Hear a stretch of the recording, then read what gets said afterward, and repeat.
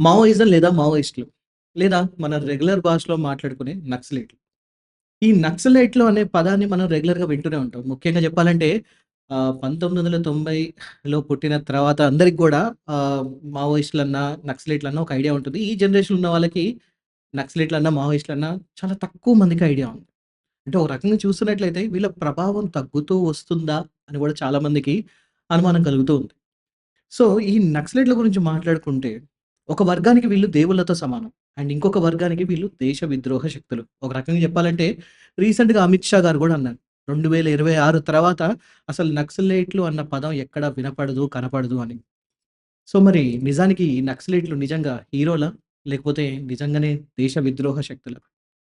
నమస్తే. స్క్వేర్ టాక్స్‌కి స్వాగతం. నేను మీ పవన్ కృష్ణ. అండ్ ఇవాళ మనతో పాటు దీని గురించి చర్చించడానికి మనతో పాటు ఉన్నారు senior journalist and analyst Jayasimha Chaturvedi గారు. నమస్తే సార్. వెల్కమ్. నమస్తే. So sir, direct straight to the point. మీ దృష్టిలో నక్సలైట్‌లంటే హీరోలా? లేకపోతే విలన్లా? యాక్చువల్‌గా సినిమాలో మాత్రమే హీరోలు, విలన్లుంటారు. నిజ జీవితం సినిమా కాదు కాబట్టి, నిజ హ్మ్. జీవితంలో విలన్ లక్షణాలున్న హీరోలుంటారు. హీరో లాంటి ఆదర్శాలు, అభ్యుదయ భావాలున్న విలన్లు గూడా ఉంటారు. ఓకే. ఇప్పుడు ప్రాబ్లమ్ ఏంటంటే, ఈరోజు మనం మావోయిస్టులు అంటున్న వాళ్ళు ఎవరైతే ఉన్నారో, వాళ్ళు ఇంతకుముందు నక్సలైట్లు అనేవాళ్ళని అనేవాళ్ళు వాళ్ళు. వీళ్ళ ప్రాబ్లమ్ ఏంటంటే, మనం ఇంట్రోలో చెప్పుకున్నట్టుగా, వీళ్ళు కొంతమందికి చాలా ఇష్టం. Right. At the same time కొంతమందికి చాలా వ్యతిరేకం. దీన్ని బ్రాడ్‌గా మాట్లాడుకున్నప్పుడు లెఫ్ట్ వింగ్, రైట్ వింగ్ అని కూడా చెప్పుకోవచ్చు. రైట్. లెఫ్ట్ వింగ్ వాళ్ళకి అంతో ఇంతో నక్సలైట్స్ మీద, మావోయిస్టుల మీద సానుభూతి ఉంటుంది. అనుకూలమైన అభిప్రాయం ఉంటుంది. హ్మ్. మళ్ళీ కమ్యూనిస్టులు మన లెఫ్టిస్టుల్లో కూడా ఓట్స్ తీసుకొని గెలిచి డెమోక్రటిక్ ప్రాసెస్‌లో పాల్గొనే సీపీఎం, సీపీఐ లేకపోతే ఇతర కమ్యూనిస్ట్ పార్టీలు ఏవైతే ఉన్నాయో వాళ్ళు మళ్ళీ మావోయిస్టులకు వ్యతిరేకమే. రైట్. బికాజ్ వీళ్ళు ఓట్లడిగి అధికారంలోకొచ్చి ఎమ్మెల్యేలు, ఎంపీలు, సర్పంచ్‌లు అవుతున్నారు గాబట్టి, హ్మ్. వీళ్ళు గన్నులు పట్టుకొని తిరిగి సాయుధ పోరాటం చేయడాన్ని వ్యతిరేకిస్తారు. సో, సీపీఐ, సీపీఎం వ్యతిరేకిస్తుంది. వీళ్ళు కమ్యూనిస్టులే కానీ మావోయిస్టులు కూడా కమ్యూనిస్టులే. వీళ్ళల్లో ఎవరు రియల్ కమ్యూనిస్టులనేది కూడా ఒక పెద్ద చర్చ. అదెప్పుడు జరుగుతూ ఉంటుంది. అవును. మేమే రియల్ కమ్యూనిస్ట్ అని మావోయిస్టులు చెప్తారు. కాదు మేము ప్రజా పోరాటాలు చేస్తున్నాము, ధర్నాలు, రాస్తారోకాలు చేస్తున్నాము. అట్ ద సేమ్ టైమ్ కాంగ్రెస్‌తో పొత్తులు పెట్టుకుంటూ మన సిపిఐ, సిపిఎం పార్టీల గురించి చెప్పుకుంటే తెలుసు కదా! బీజేపీతో తప్ప ఇప్పటివరకు అందరితో పొత్తులు పెట్టేసుకున్నారు వాళ్ళు. అవును. కాబట్టి ఇట్లా అందరితో పొత్తులు పెట్టుకున్న మీరు నిజమైన కమ్యూనిస్టులు కాదు. సాయుధ పోరాటం చేస్తున్న మేమే రియల్ కమ్యూనిస్ట్ అని మావోయిస్టులు చెప్తుంటారు. హ్మ్. అసలు వీళ్ళ గురించి వీళ్ళిప్పుడు ఆహ్, కమ్యూనిస్టులు అనేవాళ్ళు అదే మావోయిస్టులు అనేవాళ్ళు మంచివాళ్ళా? చెడ్డవాళ్ళా? అనేది క్వెషన్ కదా! ఇది రైట్. మనకు క్లారిటీ రావాలంటే ఒకసారి మనం చరిత్రలోకెళ్ళాలి. హ్మ్. అసలు ఎందుకు స్టార్ట్ అయింది ఇదంతా? ఇప్పుడు 1947 ఆగస్ట్ 15కి ముందంటే మనం బ్రిటిషర్స్‌తో పోరాడుతాం. అవును. బ్రిటిషర్స్‌తో పోరాడడానికి భగత్ సింగ్ గావచ్చు, చంద్రశేఖర్ ఆజాద్ గావచ్చు, ఈవెన్ సుభాష్ చంద్రబోస్ కావచ్చు వీళ్ళంతా గన్స్ పట్టుకొని పోరాడారు. రైట్. అల్లూరి సీతారామరాజు లాంటి వాళ్ళు బాణాలు పట్టుకొని పోరాడారు. అవును. ఏ టైంకి తగ్గట్టుగా వాళ్ళు ఝాన్సీ లక్ష్మీబాయి లాంటి వాళ్ళు గుర్రం ఎక్కి కత్తితో పోరాడారు. కానీ తర్వాత ఎక్కువ వరకు మన పాపులర్ అండ్ మన టెక్స్ట్ బుక్కుల్లో గూడా ఎక్కువ చెప్పేదేంటంటే అహింసావాదంతో గాంధీ, నెహ్రూ మనకు స్వాతంత్రం తీసుకొచ్చారని జెప్తారు. అవును. దాని మీద మళ్ళీ డిబేట్ ఉంది. సాయుధ పోరాటం చేస్తే మనకు స్వతంత్రం వచ్చిందా? లేకపోతే అహింసావాదంతో అహింసావాదం. చేస్తే అవును. వచ్చిందా? అవును. చాలా మంది చెప్తుంటారు. అంటే ఒక వర్గం వాళ్ళు ఆహ్, సుభాష్ చంద్రబోస్ గారి వల్లే మొదలైంది అంటారు. ఇంకొంతమంది లేదు మహాత్మా గాంధీ అంటారు. 2 మన దేశంలో గాంధేయవాదులు గాంధీని సమర్థిస్తారు. సుభాష్ చంద్రబోస్ తీసుకొచ్చాడని చెప్పేవాళ్ళు గూడా ఉంటారు. మన దేశంలో ప్రాబ్లమ్ ఎట్లున్నా, మన దేశానికి స్వతంత్రం వచ్చిన తర్వాత అప్పటి బ్రిటిష్ ప్రధాని అట్లీ హ్మ్. ఆయనే స్వయంగా మేము సుభాష్ చంద్రబోస్ ఒత్తిడి వల్లే స్వతంత్రం ఇవ్వాల్సొచ్చింది. గాంధీజీ చేసిన అహింసా పోరాటము క్విట్ ఇండియా 1942లో జరిగింది. అవును. 1947 వరకు మనకు స్వతంత్రం రాలేదు. సో, క్విట్ ఇండియా వల్లనో, లేకపోతే ఇంకా దేని వల్లనో ఆహ్, ఏమంటారు బ్రిటిష్ ప్రభుత్వానికి వ్యతిరేకంగా బట్టలు, సర్టిఫికేట్‌లు, స్కూల్ పుస్తకాలు తగిలబెట్టేస్తేనో రాలేదు స్వతంత్రం అని బోస్ అభిమానులు జెప్తారు. లేదంటే భగత్ సింగ్ అభిమానులు జెప్తారు. దీని మీద భిన్నాభిప్రాయాలున్నాయి. మనము ఎవరిని ఆహ్, సమర్థించాల్సిన అవసరం లేనప్పటికీ అదే పరిస్థితి నక్సలైట్స్ విషయంలో గూడా వస్తుంది. వీళ్ళ పట్ల గూడా 2 డిఫరెంట్ ఒపీనియన్స్ చాలా బలంగా వినిపిస్తూ ఉంటాయి. అవును. అయితే మధ్యలో ఏం జరిగిందంటే 1947 ఆగస్ట్ 15 రోజు మనకు స్వతంత్రం వచ్చింది. వల్లభాయ్ పటేల్ సంస్థానాలన్నిటిని విలీనం చేయడం జరిగింది. రైట్. తెలంగాణలో నిజాంకి వ్యతిరేకంగా సాయుధ పోరాటం చేస్తున్న వాళ్ళు కూడా తర్వాత ఆపరేషన్ పోలో తర్వాత క్రమక్రమంగా ఆయుధాలు వదిలేసి నార్మల్ జనజీవన స్రవంతిలోకి వచ్చేసి కలిసిపోవడం జరిగింది. 1947 నుంచి 1967, 65 వరకు నిజానికి సాయుధ పోరాటాలు అంటే రికార్డెడ్‌గా లేవు. అక్కడో ఇక్కడో ఏదో ఒకటి జరుగుతూ ఉండొచ్చు. కానీ 1960s తర్వాత 65 తర్వాత బెంగాల్‌లో నక్సల్బరీ అనే ఒక గ్రామం నుంచి మొదలైంది. అందుకే మనం నక్సలైట్స్ అంటాం. ఓకే. నక్సల్బరీ నుంచి మొదలైంది. నక్సల్బరీ. ఓకే. బెంగాల్‌లో ఒక గ్రామం పేరు నక్సల్బరీ. హుహు. అక్కడ ఈరోజు మనం సిపిఎం పార్టీ అంటున్నాం గదా! ఆ సిపిఎం పార్టీకి చెందిన వాళ్ళే చార్ మజుందార్ అని జెప్పేసి ఇట్లా కొంతమంది నాయకులున్నారు. ప్రధానంగా చార్ మజుందార్ అనే ఆయన ఈ సైద్ధాంతిక ఆహ్, ఇది ఏమంటారు ఫిలాసాఫికల్ బేస్ మొత్తం నక్సలిజానికి ఆయన ఇచ్చారనమాట. ఆయన రాసిన డాక్యుమెంట్స్ ఏవైతే ఉన్నాయో, ఆ డాక్యుమెంట్స్‌లోంచే నక్సలిజం పుట్టింది. ఓకే. ఎందుకు పుట్టింది? మనం చాలా డీప్‌గా హ్మ్. ఆయన ఏం జెప్పారు అవన్నీ శాస్త్రీయంగా మాట్లాడుకునే పని లేకున్నా గూడా సింపుల్ రీజన్ ఏంటంటే స్వతంత్రం వచ్చింది. స్వతంత్రం వచ్చిన తర్వాత బెంగాల్‌ని కాంగ్రెస్ పరిపాలించింది. కాంగ్రెస్ తర్వాత కమ్యూనిస్టులొచ్చారు. హ్మ్. కమ్యూనిస్టులొచ్చి కూడా వాళ్ళు 30 సంవత్సరాలు పరిపాలించినాక మమతా బెనర్జీ వచ్చింది. ఇది మనకు బ్రాడ్‌గా తెలిసిన హిస్టరీ.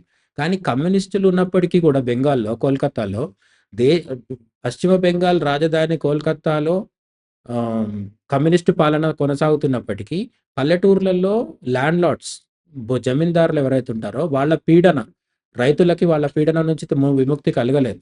సో, పేద రైతులు, మధ్యతరగతి వాళ్ళు ఎవరైతే ఉన్నారో వాళ్ళని ధనికులు లేదంటే సంపన్నులు ఆహ్, అగ్రవర్ణాల వాళ్ళు వీళ్ళు దోచుకోవడం అనేది ఆగలేదు. కమ్యూనిస్టుల పాలనలో కూడా.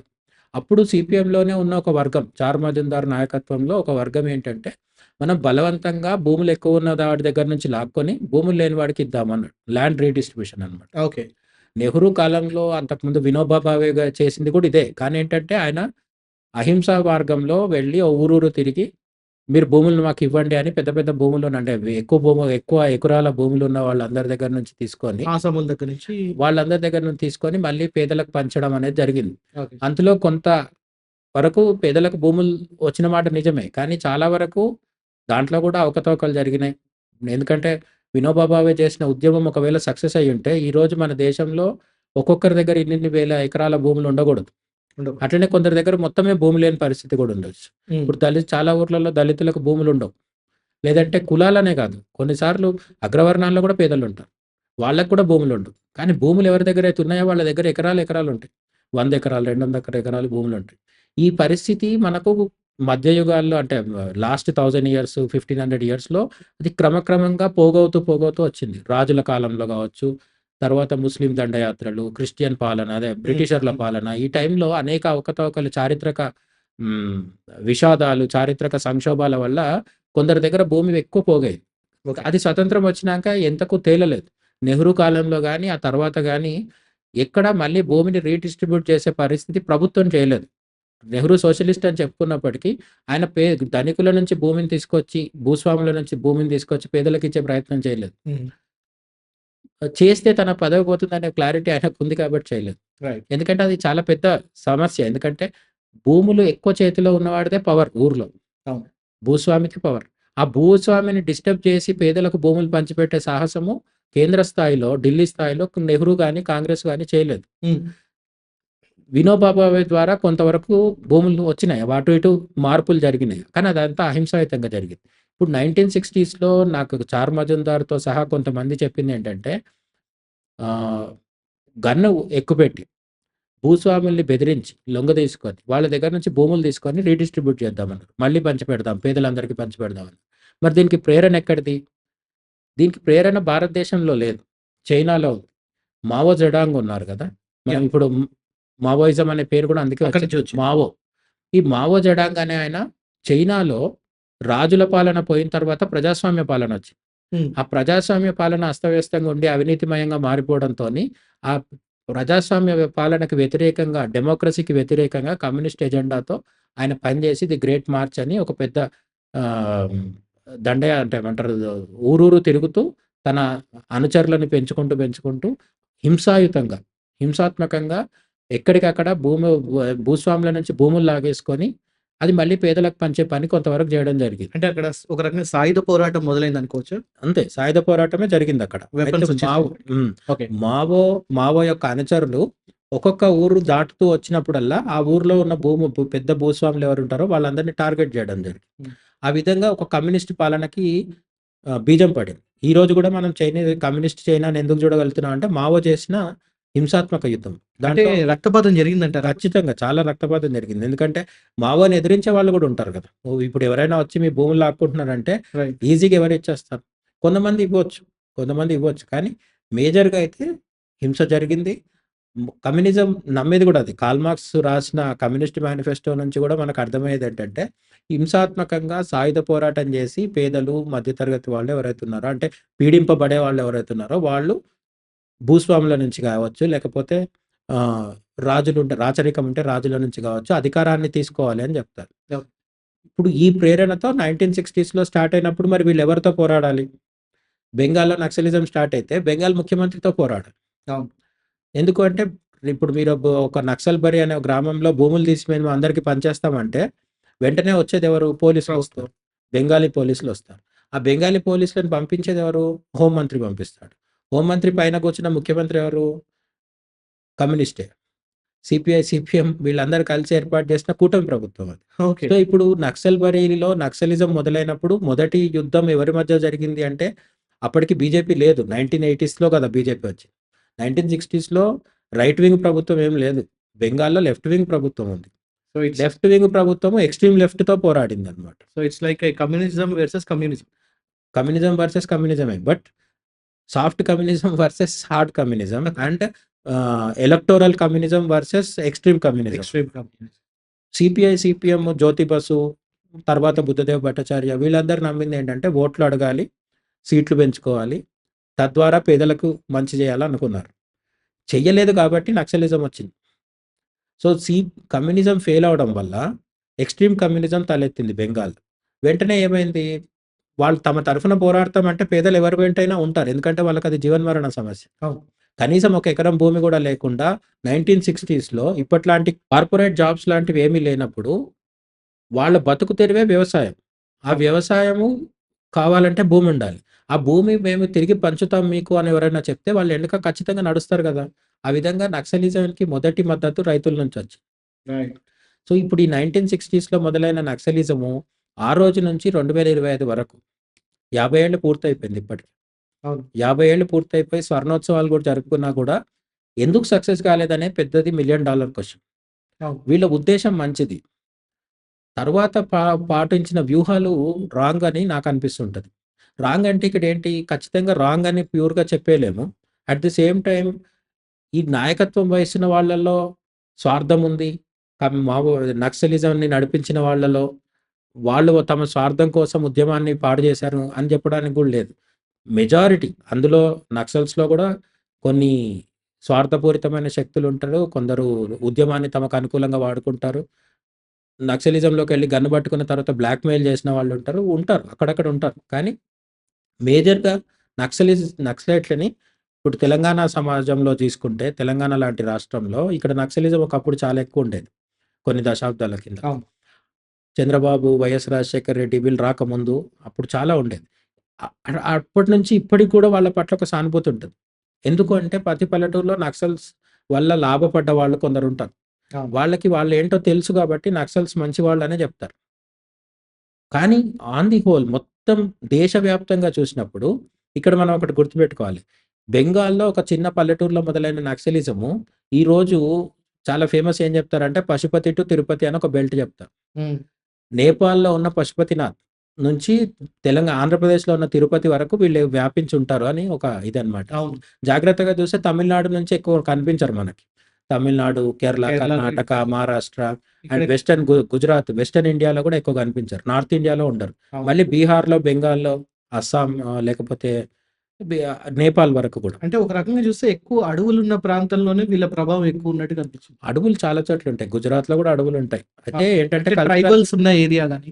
ట్రైబల్స్ గుజరాత్‌లో కూడా ట్రైబల్స్ ఉంటారు. నేను అనేది ఏంటంటే ట్రైబల్స్ అన్ని చోట్ల ఉంటారు. అడవులు అన్ని చోట్ల ఉంటాయి. కానీ వీళ్ళకు అనుకూలమైన వాతావరణం ఎందుకు దండకారణ్యంలో వచ్చింది. ఇది మొత్తాన్ని దండకారణ్యం అంటారు. ఒకప్పుడు రామాయణ కాలంలో రాముడు పాదయాత్ర చేసింది కూడా అంటే నడుస్తూ వచ్చింది కూడా ఇదే దండకారణ్యంలోనే. అవును.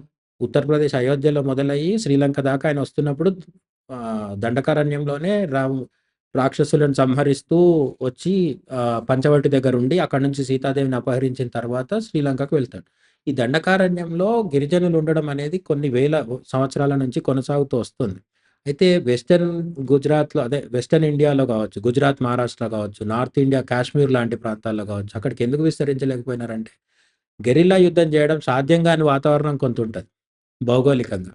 ఇంతే కాకుండా కల్చరల్‌గా వాళ్ళని ఓన్ చేసుకోవడం కూడా కొన్నిసార్లు కష్టమవుతుంది. హ్మ్. ఇప్పుడు గుజరాత్ ఉంది. గుజరాత్‌లో ఇప్పుడే కాదు, స్వతంత్రం వచ్చినప్పటి నుంచి కూడా జాతీయవాదము, హిందుత్వ ఎక్కువ ఉంటుంది. వల్లభాయ్ పటేల్ ఉన్నారు. సోమనాథ్ టెంపుల్ రీకన్‌స్ట్రక్ట్ చేశారు. అటువంటిది మరి మిగతా రాష్ట్రాల్లో ఎందుకు జరగలేదు? అంటే అక్కడ హిందుత్వకు అనుకూలమైన వాతావరణం వల్లభాయ్ పటేల్ నుంచి మొదలుపెడితే అద్వానీ తర్వాత మోడీ వరకు ఉంది. సో, అటువంటి వాతావరణం జాతీయవాదం ఉన్నప్పుడు నక్సలిజం అక్కడికి ఎంటర్ అవ్వడం అనేది కొంతవరకు కష్టం. కష్టం. మహారాష్ట్రలో కూడా ఏంటి ఛత్రపతి శివాజీ తర్వాత తీసుకుంటే గూడా, అక్కడ గూడా జాతీయ భావజాలము, బీజేపీ ఎదుగుదలకు ఉపయోగపడేది ఇటువంటి బీజేపీ, కాంగ్రెస్‌కి గూడా. ఇక్కడ జాతీయవాదం అంటే 1980స్‌లో బీజేపీ వచ్చిన తర్వాత బీజేపీ ఓన్ చేసుకుంటుంది హిందుత్వాన్ని. కానీ అంతకుముందు కాంగ్రెస్ ఉంది కదా! కాంగ్రెస్ కూడా జాతీయవాద పార్టీనే. మహారాష్ట్రలో ఛత్రపతి శివాజీ నుంచి మొదలుపెడితే అక్కడ కూడా జాతీయవాదము, హిందుత్వ అనుకూలమైన వాతావరణం ఎక్కువుంటది. ఓకే. దీనివల్ల కొంతవరకు ఎళ్ళలేకపోవచ్చు. అంటే అదే టైంలో కాంగ్రెస్ బలం ఎక్కువుండేది. స్వతంత్రం వచ్చిన తర్వాత గుజరాత్, మహారాష్ట్ర, కర్ణాటక ఇక్కడంతా కూడా కాంగ్రెస్ బలంగా ఉండేది. హ్మ్. బెంగాల్‌లో ఏమైంది కమ్యూనిస్టులు బలంగా ఉన్నారు. హ్మ్. అట్లనే ఆహ్, మిగతా చోట్ల కూడా పేదరికం బీహార్‌లో బాగా పేదరికం ఉండేది. ఇప్పుడు అవును. జార్ఖండ్ అనే దగ్గర అయితే గిరిజనులు ఇప్పటికి కూడా జార్ఖండ్ అనేది గిరిజనులకు ప్రత్యేకమైన రాష్ట్రం. అవును. ఇట్లా ఒక్కొక్కరి చోట ఒక్కొక్కటి కలిసొచ్చిందనమాట. బెంగాల్‌లో అయితే కమ్యూనిస్టులు ఉండడము. ఆహ్, జార్ఖండ్‌లో అయితే గిరిజనులు ఎక్కువ ఉండడము.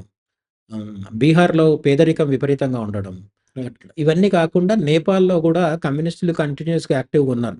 హ్మ్. అందుకనే పశుపతి టు తిరుపతి అంటారు. ఆ తర్వాత కమ్యూనిజం అక్కడ రాచరికం పోయిన తర్వాత ప్రచండ నాయకత్వంలో కమ్యూనిస్ట్ ప్రభుత్వం వచ్చింది. అది అనేక సార్లు కూలిపోవడము, మళ్ళీ రావడము ఇవన్నీ జరుగుతున్నాయి అక్కడ గూడా. హ్మ్. సో, అక్కడ గూడా ఏంటంటే హిందుత్వకి, కమ్యూనిజంకి మధ్య కంటిన్యూయస్ స్ట్రగుల్ ఉంది నేపాల్‌లో గూడా. ఓకే. బట్ ఇండియాకొచ్చినప్పుడు, ఇండియాకి సంబంధించినంత వరకు దండకారణ్యంలో వీళ్ళు ఎక్కువ కాన్సంట్రేట్ అయ్యున్నారు. దీనికి 2 కారణాలు. ఒకటి గిరిజనులుండడము. రెండోది అక్కడ ఖనిజాలు ఎక్కువుండడం వల్ల, ఆ ఖనిజాలని దోచేసుకుంటది భారత ప్రభుత్వం అనేది ప్రధానమైన ఆరోపణ అవును. మావోయిస్టులు చేసేది. అవును. ఖనిజాలు అన్ని చోట్లుంటాయి. కర్ణాటకలో కోలార్ మైన్స్ ఉండేవి గదా! మన దగ్గర తెలంగాణలో బొగ్గు గనులున్నాయి. అవును. రామగుండం అక్కడ. సో, ఒక్కొక్క దగ్గర ఒక్కొక్క గనులుంటాయి. హ్మ్. సో, నక్సలైట్స్ ఉన్న దగ్గరే నక్సలైట్స్ అంటే ఇప్పుడున్న కాలంలో మావోయిస్టులు. మనం సింపుల్‌గా చెప్పుకుంటే మనం ఇక్కడ కొంత క్లారిటీ కోసం ఏంటంటే, నక్సలైట్స్‌గా స్టార్ట్ అయ్యారు కదా! బెంగాల్‌లో. తర్వాత ఏం జరిగింది అంటే, ఈ ఉద్యమము క్రమక్రమంగా విస్తరిస్తూ బీహార్, జార్ఖండ్, ఒరిస్సా, ఆంధ్రప్రదేశ్ బార్డరు. హ్మ్. తర్వాత తెలంగాణ. తెలంగాణలో కూడా నక్సలిజం వచ్చింది. కానీ మన దగ్గర పీపుల్స్ వార్ అనే పార్టీ ఉండేది. అవును. అవును. తెలుగు విన్నాను. రాష్ట్రాల్లో సమైక్య ఆంధ్రప్రదేశ్ ఉన్నప్పుడైనా, ఎప్పుడైనా పీపుల్స్ వార్ అనేది ఒకటుండేది. అవును. ఈ తర్వాత వైఎస్ రాజశేఖర రెడ్డి టైంలో చర్చలు జరిపినప్పుడు ఏంటంటే 2 పార్టీలు విలీనమైపోవడము, ఉత్తరాదిలో ఉన్న పార్టీ, ఇక్కడున్న తెలుగు రాష్ట్రాల్లో ఉన్న పీపుల్స్ వార్ అందరూ విలీనమైపోయి, అది చివరికి ఏంటంటే మావోయిస్ట్ పార్టీ అయిందనమాట. రైట్. సో, ఇప్పుడు ఫైనల్‌గా ఉన్నదేంటంటే నక్సలైట్లుగా మొదలై అంటే నక్సల్బరీలో స్టార్ట్ చేసిన సాయుధ ఉద్యమంలో నక్సలైట్లనే పేరుతో మొదలైన చిన్న సాయుధ ఉద్యమము పెరిగి ఏంటంటే దేశవ్యాప్తంగా అంటే ఒక బెల్ట్ మొత్తం ఈ మావోయిస్ట్ బెల్ట్‌లో మొత్తం వీళ్ళు స్ప్రెడ్ అవ్వడం అయితే జరిగింది. ఒక దశలో బాగా బలంగా కూడా ఉండే. హ్మ్. చంద్రబాబు నాయుడు అంతకుముందు హోంమంత్రి మాధవరెడ్డి మనకు తెలుసు కదా! వీళ్ళందరి మీద అటాక్స్ జరిగినాయి. అయితే తర్వాత ఏమైంది అంటే భారతదేశ ప్రభుత్వం ప్రయోగిస్తున్న బలం ముందు, ఈ మావోయిస్టుల దగ్గర ఉన్న సాయుధ సంపత్తి కావచ్చు, వీళ్ళకున్న ఇంటెలిజెన్స్ వ్యవస్థ కావచ్చు, వీళ్ళ ఫిజికల్ ట్రైనింగ్ కావచ్చు, ఇవన్నీ వాళ్ళతో పోటీ పడలేకపోతున్నాయి. రైట్. సో, వీళ్ళ ఉద్దేశాలు మంచివే. కానీ ఇంప్రాక్టికల్. అక్కడొస్తుంది సమస్య. నాకొక మంచి ఉద్దేశ్యం ఉంది. ఈ దేశంలో ఉన్న పేదోళ్ళందరికీ ఒకరోజు అన్నం పెట్టాలనుకుంటున్నాను నేను. ఒకరోజు పేదోళ్ళందరికీ అన్నం పెట్టాలంటే నా దగ్గర ఎంత డబ్బుండాలి? ఎంత వ్యవస్థుండాలి? ఎంత ఆహ్, వండి పెట్టడానికి ఎంతమంది మనుషులు కావాలి? ఇవన్నీ ఆలోచించుకోవాలి. మావోయిస్టులు చేస్తున్న తప్పేంటి అంటే, ఒక అంటే ఒక జర్నలిస్ట్‌గా నాకనిపించింది ఏంటంటే, ఒక మంచి కాజ్ కోసం పోరాడుతూ, దానికి కావాల్సినయి సమకూర్చుకోవడంలో చాలా వరకు ఫెయిల్ అవుతున్నారు. హ్మ్. ఏముండాలి? భారతదేశ ఆర్మీ సంగతి తెలుసు కదా! అమెరికా, చైనా ఇటువంటి దేశాల తర్వాత దాదాపు మూడో అతిపెద్ద ఆర్మీ సైన్యం మనకుంది. అవును. ఆ సైన్యం కాకుండా మావోయిస్టుల మీద ప్రయోగించడానికి ఇంకేముంటాయి? అదనపు భద్రతా దళాలు ఇవన్నీ ఉంటాయి. సీఆర్‌పీఎఫ్ ఉంటది, గ్రే హౌండ్స్. బీఎస్ఎఫ్ ఉంటది, గ్రే హౌండ్స్ ఉంటది. ఇవన్నీ కాకుండా నార్మల్ పోలీస్ ఉంటారు. అవును. వీళ్ళంతా కాకుండా నిఘా సంస్థలు పనిచేస్తుంటాయి. కంటిన్యూయస్‌గా వీళ్ళ కదలికల్ని కనిపెట్టడం కోసమే నిఘా సంస్థలు పనిచేస్తుంటాయి. ఇంటెలిజెన్స్ ఇప్పుడు వర్గాలుంటాయి. టెక్నాలజీ కూడా వచ్చింది. Drones etcetera. ఇవన్నొస్తాయి. టెక్నాలజీలో కూడా వీళ్ళ ఇప్పుడు భారతదేశ ప్రభుత్వాన్ని, కేంద్ర ప్రభుత్వాన్ని అందుకోవడము మావోయిస్టులకు ఎక్కడ సాధ్యమవుతది? హ్మ్. కాబట్టి ఒక ప్రాబ్లమ్ ఏముంది వీళ్ళ దగ్గర అంటే మావోయిస్టుల దగ్గర, వీళ్ళ మంచి ఉద్దేశాలైనా కూడా అవి ప్రాక్టికల్‌గా మన దేశంలో పనిచేయవు. రైట్. దానికి వీళ్ళ బలహీనత అంటే వీళ్ళు చాలా తక్కువ బలంతో పోరాడుతున్నారు. ప్రభుత్వం ఏమో చాలా ఎక్కువ బలంతో అణిచివేస్తుంది. అయితే గిరిజనుల బలం సపోర్ట్ ఉండడం, స్థానికుల సపోర్ట్ ఉండడము, మేధావులు అర్బన్ నక్సలైట్స్ అని అంటున్నాం కదా మనం. సిటీలో కూర్చొని సపోర్ట్ చేసే ప్రొఫెసర్సు, యూనివర్సిటీ స్టూడెంట్సు, హ్మ్. కవులు, రచయితలు వీళ్ళందరూ కూడా జర్నలిస్టుల్లో కూడా కొందరుంటారు. వీళ్ళందరిని కూడా సపోర్ట్‌తో కూడా నక్సల్స్ ఇంకా నెట్టుకు రాగలుగుతున్నాయి. అయితే ఎంత సపోర్ట్ ఉన్నప్పటికీ కూడా ఒక ఆహ్, ఒక ఏనుగుకి, ఒక చీమకి యుద్ధం జరిగితే ఎవరు గెలుస్తారు? ఇప్పుడు కాకుంటే 10 ఏళ్ల తర్వాతైనా అనేది చెప్పడం పెద్ద కష్టం కాదు. ఎందుకు కష్టం కాదంటే చీమ దగ్గర ఏనుగుతో పోరాడే భౌతిక బలం లేదు. ఆయుధాలు లేవు. ఇవన్నీ సమస్యలు. అయితే ఈ చీమతో పోల్చినప్పుడు చాలామందికి కొంచెం అంటే మావోయిస్ట్‌ని అభిమానించే వాళ్ళకి కోపం కూడా రావచ్చు. ఇది వెటకారంలాగా కూడా అనిపించొచ్చు. ఇది వెటకారం కాదు. ఉన్న పరిస్థితి చెప్తున్నాను. ఎందుకు అంటే మావోయిస్ట్‌లకు రోజు తినడానికి తిండి కూడా సరిగ్గా ఉండదు. కింది స్థాయి వాళ్ళకి. ఓకే. పైనుండే నాయకుల గురించి చెప్పట్లే. కింది స్థాయి వాళ్ళకి పౌష్టికాహార లోపం కూడా ఉంటది. ఇటువంటి పౌష్టికాహార లోపంతో చాలీచాలని ట్రైనింగ్‌తో గెరిల్లా యుద్ధాలు చేస్తూ ప్రపంచంలో మూడో అతిపెద్ద సైన్యాన్ని ఎదుర్కొని మేము గెలుస్తాం అనుకోవడం ఎంతవరకు ప్రాక్టికల్? అది దానివల్ల 60 ఏళ్ళు పూర్తవస్తున్నా సరే సక్సెస్ ఎక్కడ కనిపించట్లేదు. హ్మ్. రెండోది వీళ్ళ డిమాండ్స్‌లో క్లారిటీ లేదు. మావోయిస్ట్‌లకి ఏం కావాలి? అవును. వీళ్ళ అల్టిమేట్ గోల్ చూస్తే చాలా మందికి నేను అదే ఫస్ట్‌లో చెప్పాను గదా! వ్యక్తిగతంగా మావోయిస్ట్‌లు అంటే చాలా మందికి ఇష్టం ఉంటది. కానీ వాళ్ళకి కూడా అర్థం కానిదేంటంటే ఒక నక్సలైట్‌ని ఇష్టపడే వాళ్ళు కూడా వాళ్ళకి అర్థం కానిదేంటంటే వీళ్ళు హిందుత్వవాదాన్ని వ్యతిరేకిస్తారు మావోయిస్టులు. ఎందుకంటే మతం మత్తుమందు అని చెప్పి మార్క్స్ చెప్పాడు కాబట్టి, మార్క్స్ చెప్పిన దాన్ని వీళ్ళు తీసుకుంటారు కాబట్టి, అట్లనే మావో ఆచరించిందే వీళ్ళు తీసుకుంటారు కాబట్టి, వీళ్ళు మతానికి వ్యతిరేకం. అంటే ఒక మతానికేనా? అన్ని మతాలకా? అది ఆ ఆరోపణ కూడా ఉంది. హిందుత్వవాదులు ఏమంటారంటే మీరు ఇస్లాం పట్ల, క్రిస్టియానిటీ పట్ల కొంత మెతక వైఖరి వహిస్తారు. మా పట్ల మాత్రం చాలా కఠినంగా వ్యవహరిస్తుంటారు. అది ఇది అని చెప్తారు. సరే అది కాదు మావోయిస్ట్‌ల అఫీషియల్ స్టేట్మెంట్ ఏంటంటే మేము అన్ని మతాలకు వ్యతిరేకం అంటారు. హ్మ్. అట్లా అనుకున్నా సరే, అట్లా అనుకున్నా సరే, అన్ని మతాలకు వ్యతిరేకమైనా సరే, మన దేశంలో మతాన్ని కాదని నెగ్గుకు రావడం సాధ్యమా? ఇక్కడే తేడా ఉంది. ఈ ఓట్లు అడుక్కొని రాజ్యాధికారం సంపాదిస్తున్న ఎమ్మెల్యేలు, ఎంపీలు, కాంగ్రెసు, బీజేపీ, బీఆర్ఎస్, టీడీపీ ఇవన్నీ పార్టీలు ఏవైతే ఉన్నాయో, ఈ పార్టీలందరూ ప్రజల్లో ఉన్న మత విశ్వాసాలని ఎంకరేజ్ చేస్తున్నారు. హ్మ్. వాటికి అనుకూలంగా తమ రాజకీయం నడిపిస్తున్నారు. ఎంఐఎం ఒక రాజకీయం చేయొచ్చు. బీజేపీ ఒక రాజకీయం చేయొచ్చు. వీళ్ళిద్దరి మధ్యలో కాంగ్రెస్ దూరేసి నేను సెక్యులర్ అని చెప్పొచ్చు. హ్మ్. కానీ అందరూ గూడా మతాన్ని గుర్తిస్తున్నారు. అవును.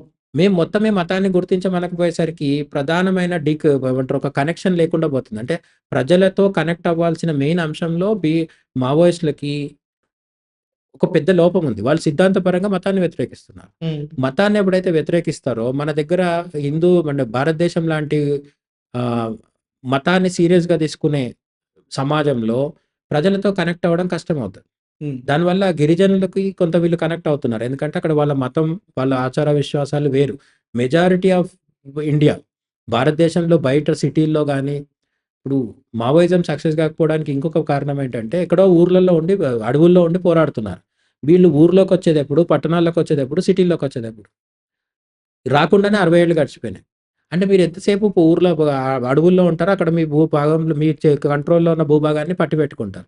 అప్పుడో ఇప్పుడో ప్రభుత్వం వచ్చి ఎన్‌కౌంటర్ చేస్తది. ఆ ఎన్‌కౌంటర్ నిజమా? బూటకమా? మళ్ళీ అదొక చర్చ. అంటే ఇక్కడ ఎప్పుడైనా గూడా ఇప్పుడు మెయిన్‌గా ముఖ్యంగా ఈ మావోయిస్టులకున్న ఒకే ఒక ఎజెండా ఏంటంటే గిరిజనుల్ని కాపాడుకోవడం, అక్కడ ఖనిజాల్ని కాపాడుకోవడం. అండ్ అక్కడికి ఈ వెస్టర్న్ సివిలైజేషన్ ఇదేది గూడా మాకొద్దు. అక్కడ సొంతంగా మేమే ప్రజా కోర్ట్ నిర్వహిస్తాం. కావాలంటే అక్కడ మీ స్కూల్స్ కూడా మేమే నిర్వహిస్తాం అని చెప్పి కొన్ని సోషల్ యాక్టివిటీస్ కూడా చూపిస్తున్నారు. హ్మ్. మరి దాని గురించి? అదే అంటున్నాను. ఇప్పుడు వాళ్ళ అంతిమ టార్గెట్ అదే అయితే మాత్రము ఓకే మరి. వాళ్ళది వాళ్ళకి చెప్పట్లేదు. మావోయిస్టుల అంతిమ టార్గెట్ ఏంటంటే ఢిల్లీలో గూడా ఎర్ర జెండా ఎగురవేయాలి. ఈ దేశం మొత్తాన్ని తమ ఆధీనంలోకి తీసుకొని కొత్త రాజ్యాంగం రాసి, ఇప్పుడున్న రాజ్యాంగం గాకుండా, సొంత రాజ్యాంగం రాసి చైనాలో మావో ఏం చేశాడో అదే చేద్దామనుకుంటున్నారు. అది చేయడంలో ఎంత దూరంలో మిగిలిపోయారనేది చర్చ. అంటే వాళ్ళిప్పుడు ప్రజాస్వామ్యంలోకొచ్చి, ఈ సమకాలీన రాజకీయాల్లో వాళ్ళు గూడా ఈ రాజకీయాల్లో పోటీ చేసి వాళ్ళు గూడా ఇవి మార్చొచ్చు గదా మరి.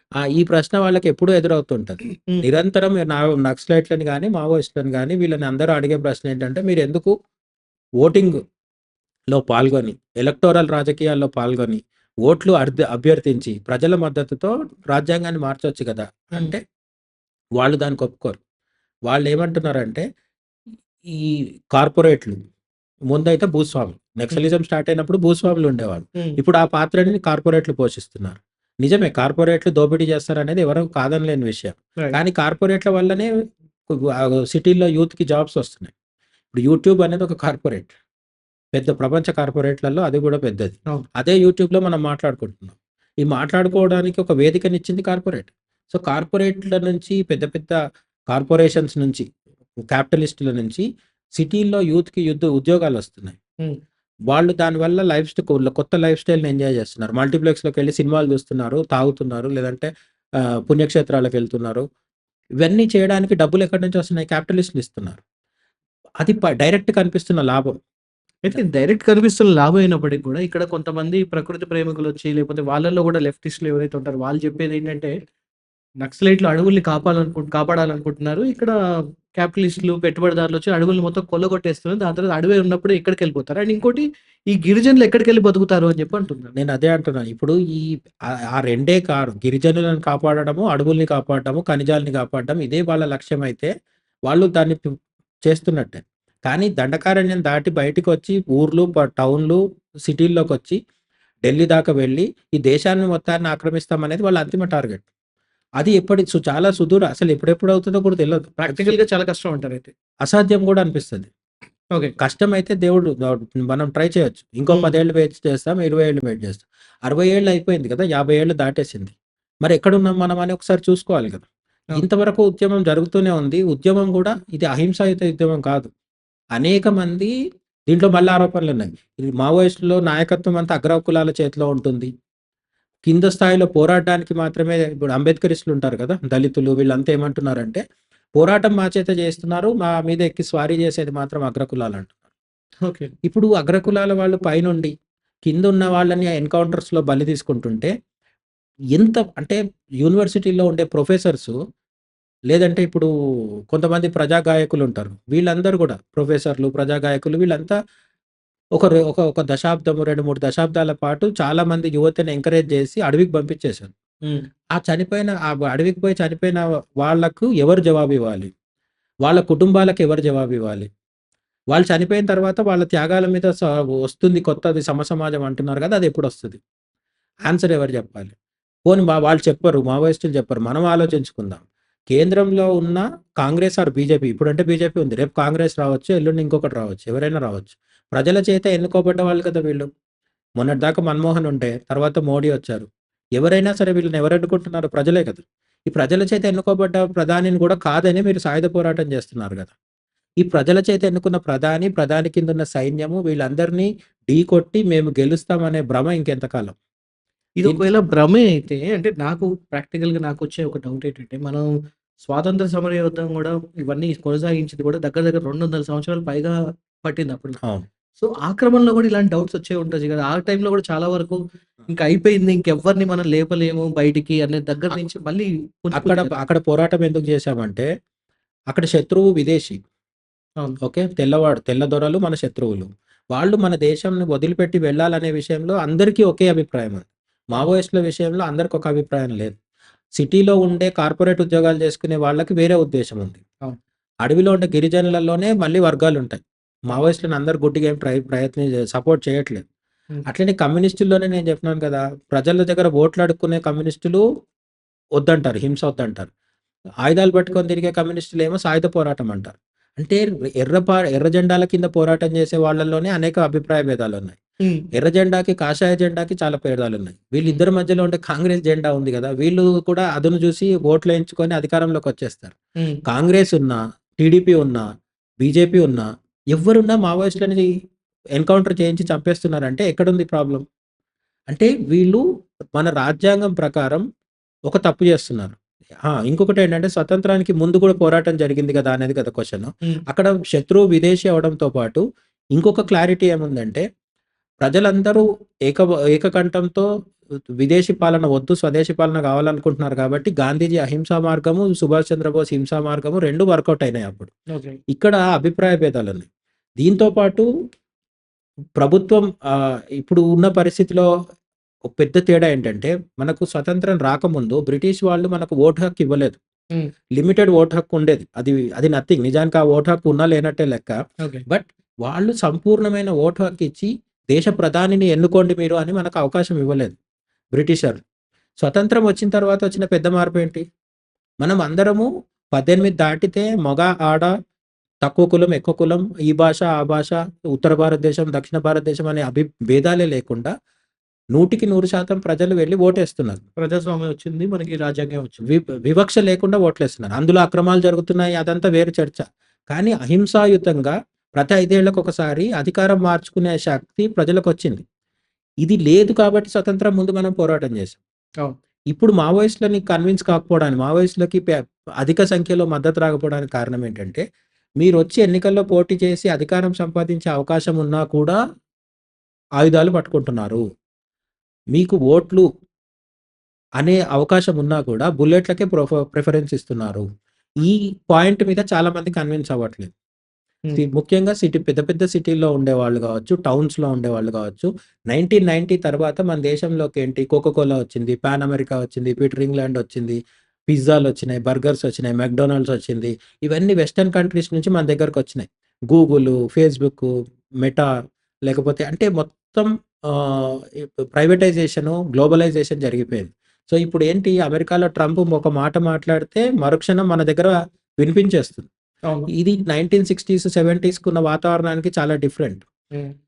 అప్పుడు మన భారతదేశంలో ఏం జరుగుతుందో బయట ప్రపంచానికి తెలిసేది కాదు. బయట ప్రపంచంలో ఏం జరుగుతుందో మనకు తెలవడానికి 2 ఏళ్ళు, 3 ఏళ్ళు పట్టేది. అవును. రష్యా విప్లవం జరిగింది అంటే అది మనకు 6 నెలల తర్వాత సంపూర్ణమైన వార్త వచ్చేది. ఏదో రేడియోలో విన్న పైన వార్తలు కాకుండా పూర్తి అవగాహన మనకెప్పుడొచ్చేదంటే చాలా టైం పట్టేది. ఇప్పుడు అట్లా కాదు. గ్లోబలైజేషన్ అవ్వడం వల్ల అమెరికాలో, యూరోప్‌లో ప్రజాస్వామ్యం ఎట్లా ఉపయోగపడుతుంది? క్యాపిటలిజంలో ఉన్న లాభాలేంటి? ఇక్కడ మళ్ళీ ఇంకోటుంది. క్యాపిటలిజంలో నష్టాలున్నాయి గదా! అంటారు. క్యాపిటలిజంలో నష్టాలున్నాయి. ప్రజాస్వామ్యంలో లోపాలున్నాయి. హ్మ్. బట్ దాని అర్థం ఏంటంటే మనం ఆయుధాలు పట్టుకొని కొట్టుకొని చచ్చిపోదామని కాదు. ఈళ్ళున్న లోపాల్ని సరిదిద్దుకోవాలి. ఈ లోపాలు సరిదిద్దడానికి మార్గము కేవలం ఆయుధాలు పట్టుకోవడం అనే చెప్తారు మావోయిస్టులు. ఆయుధాలు పట్టుకొని పోరాడితే వర్కౌట్ అవ్వదనేది చాలా మంది విశ్లేషణ. హ్మ్. ఎందుకు వర్కౌట్ అవ్వదంటే నేను అప్పటినుంచి చెప్తున్నాను గదా! మన శత్రువు. అంటే ఈ మావోయిస్టుల శత్రువు. మన శత్రువు అంటే మావోయిస్టుల శత్రువు. అవును. ఈ మావోయిస్టుల శత్రువు ఎవరు? రాజ్యం. రాజ్యం అంటే ఎవరు? ప్రధాని, ప్రధాని కింద ఉండే సైన్యము, ఎయిర్ ఫోర్సు, నేవీ, సీఆర్‌పీఎఫ్ అక్కడి నుంచి మొదలుపెడితే ఊర్లో ఉండే పోలీస్ కానిస్టేబుల్ వరకు. హ్మ్. వీళ్ళందరూ గూడా మావోయిస్టులకు శత్రువులు. వీళ్ళందరిని ఓడించి గెలవడం అనేది సాధ్యం కాదనడానికి ఒక 50 ఏళ్ల, 60 ఏళ్ల పోరాటం సరిపోతుంది గదా! మనకి ఇంతవరకు ట్రాక్ రికార్డ్ చూస్తే తెలిసిపోతుంది గదా! హ్మ్. పోనీ విదేశాల్లో సక్సెస్ అయింది ఒక ఉదంతాలు చూద్దామనుకుంటే చైనాలో సక్సెస్ అయింది. మావో జెడాంగ్ చేశాడు గదా! సక్సెస్ అయిన తర్వాత ఏమైంది? ఈరోజు చైనాలో షీ జిన్‌పింగ్‌ని మించిన క్యాపిటలిస్ట్ ఎవడు లేడు. రైట్. అక్కడ మొత్తం క్యాపిటలిజమే నడుస్తుంది. ప్రజలకు ఓటు హక్కు మన దగ్గర కంటే చాలా కొంచెం తక్కువుంటుంది. మన దగ్గర అనుకున్నంతగా ఫ్రీగా అక్కడ జరగదు. కమ్యూనిజంలో గ్రిప్ అంటే ప్రభుత్వం యొక్క ఆహ్, ఉక్కు పిడికిలుంటది. వాళ్ళేమి పెద్దగా స్పందించడానికి అవకాశం ఉండదు. ఇప్పుడు 'షీ జిన్‌పింగ్' ఫరెవర్ ప్రధాని ఇప్పుడు వాళ్ళకి. అది కూడా నిర్ణయం అయిపోయింది ఆల్రెడీ. కానీ ఆయనను దించాలంటే ఆయన కిందున్నోళ్ళకే భయం. ఎవరిని ఎప్పుడు ఉరి తీస్తాడో తెలవదు. ఎవరెప్పుడు అదృశ్యమైతారో తెలవదు. అవును. అంటే ఒక విధమైన నియంతృత్వం ఏర్పడటానికి కమ్యూనిజం దారితీసింది తప్ప, మావో ఉన్నంత కాలము అభివృద్ధి కనిపించింది. అంటే నేను గూడా ఇది గమనించాను. ఇక్కడ ప్రధానికి వ్యతిరేకంగా దుర్భాషలాడినా, లేకపోతే కామెడీ చేసినా, ట్రోల్ చేసినా గూడా వాళ్ళు హ్యాపీగా ఇక్కడ రోడ్ల మీద తిరుగుతారు. అవును. కానీ అక్కడ జాక్మా ఉన్నాడు. అక్కడ మన అవును. అలీబాబా, అలీ ఎక్స్‌ప్రెస్ అవును. అధినేత. ఒక్కసారి జస్ట్ అక్కడున్న ఫైనాన్స్ గురించి మాట్లాడేసరికి కనపడకుండా ఎళ్ళిపోయాడు. చనిపోయాడని గూడా అనుకున్నారు. ఇప్పటికి గూడా తెలీదా ఆ న్యూసు? అది అంటే ఇప్పుడు 'జాక్ మా' ఉదంతం తీసుకున్న ఆ మధ్య చాలా మంది ఒక యాక్ట్రెస్‌ని గూడా మాయం చేసేసారు. ఆయన చేసి. Chinese actor Chinese super star ఆమె. హ్మ్. సో, ఈ విధంగా చాలా మందిని జరుగుతుంటది. ఇమ్మీడియేట్ 'షీ జిన్‌పింగ్' వాళ్ళ యొక్క డిప్యూటీస్ ఉంటారు గదా! ఆయన తర్వాత స్థాయి నాయకులుంటారు గదా! వాళ్ళు గూడా ఎప్పుడంటే అప్పుడు వారాల తరబడి కనిపించరు. మళ్ళీ బయటకొస్తారు, కొందరు రారు. ఈ విధంగా ఎందుకు జరుగుతుంది అంటే కమ్యూనిజం అనే వ్యవస్థలోనే అటువంటి ఒక నియంతృత్వ ధోరణి ఉంటుంది. వాళ్ళు చెప్పే పద్ధతిలోనే. కమ్యూనిజం అంటే ఏంటి? చాలా డీప్‌గా డిస్కషన్ ఒద్దు గానీ, సింపుల్‌గా ఏంటంటే ఒక పోలిట్ బ్యూరో అని ఉంటుంది. హ్మ్. అందులో కొందరు సభ్యులుంటారు. ఆ సభ్యులందరూ కలిసి ఒక నాయకుడిని ఎన్నుకుంటారు. ఈ నాయకుడు, ఆ సభ్యులు అందరూ కలిసి దేశాన్ని పరిపాలిస్తారు. అంతే కదా! హ్మ్. వీళ్ళని ఎన్నుకోవడంలో ప్రజల ప్రమేయం ఎంతవరకు ఉంటుంది? చాలా తక్కువ. ఆ! ఓకే. కమ్యూనిజంలో కూడా ఎన్నికలుంటాయి. అక్కడ, ఇక్కడ ఎన్నికలు జరుగుతాయి. కానీ మన దగ్గరలాగా దేశ ప్రధానిగా మోడీ ఉండాలా? రాహుల్ గాంధీ ఉండాలా? లేకపోతే ఇంకెవరన్నా అవ్వాలా? అరవింద్ కేజ్రీవాల్, మమతా బెనర్జీ అనేది ప్రజలు నిర్ణయించుకునే స్థితి మన దేశంలో ఉంది. దాంట్లో ఈవీఎంలు మానిప్యులేట్ అవుతున్నాయని ఒకడంటాడు. లేదంటే ఇంకోటి చెప్తారు. ఎన్ని కహానీలు చెప్పినా దేశమైతే గత 75 ఏళ్లుగా నడుస్తుంది. రైట్. ఇది వర్కౌట్ అవ్వని ప్రజాస్వామ్యం వర్కౌట్ అవ్వని దేశాలు గూడా ఉంటాయి. మన పక్కనే పాకిస్తాన్ ఉంది. ఇటు ఇంకో సైడ్ బంగ్లాదేశ్ ఉంది. ఎప్పుడు చూడు ఆర్మీనే పరిపాలిస్తుంటదక్కడ. హ్మ్. ప్రజాస్వామ్యం గూడా ఫెయిల్ అవుతది. అయితే కమ్యూనిజం ఫెయిల్ అయినప్పుడు ఏంటంటే పరమ దారుణంగా ఉంటాయి పరిస్థితులు. ఒకప్పుడు కాంబోడియాలో జరిగింది.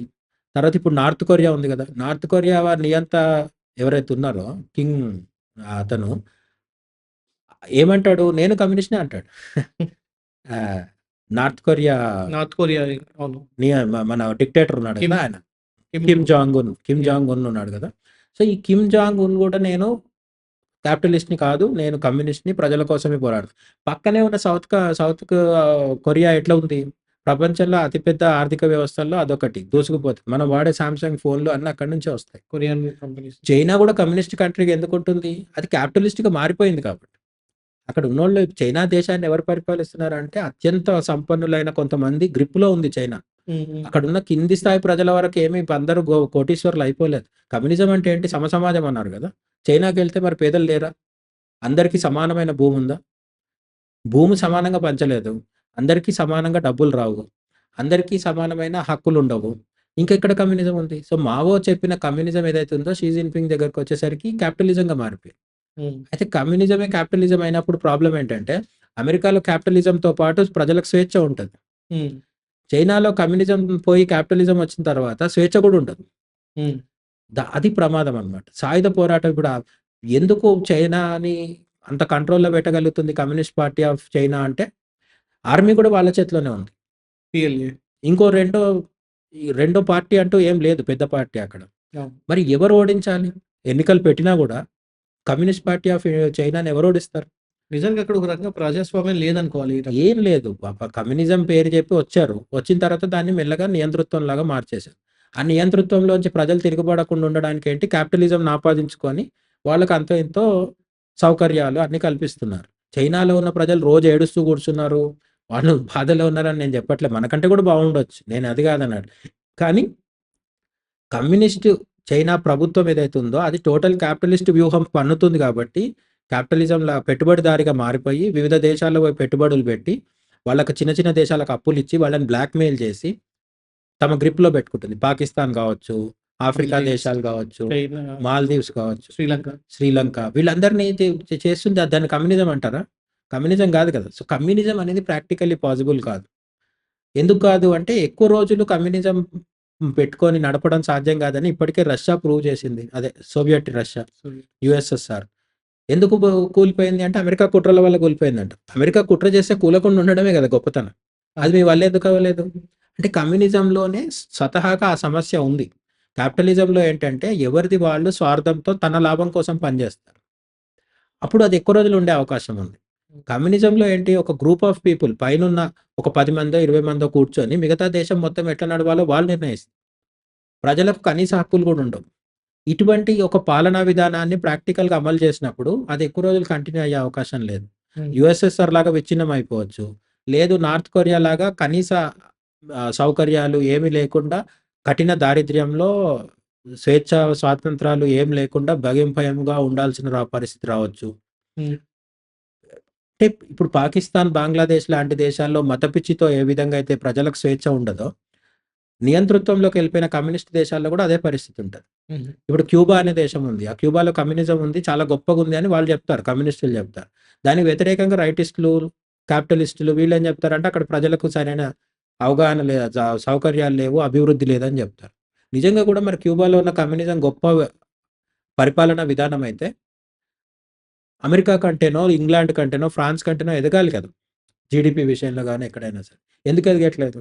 సో, ప్రాక్టికల్‌గా ఆలోచించినప్పుడు ఏంటంటే రాజ్యాలకు ఏది ఏ రాజ్యాన్నైనా పరిపాలించే మన దగ్గరైతే ఢిల్లీలో ఉన్న కేంద్ర ప్రభుత్వం ఉంది గదా!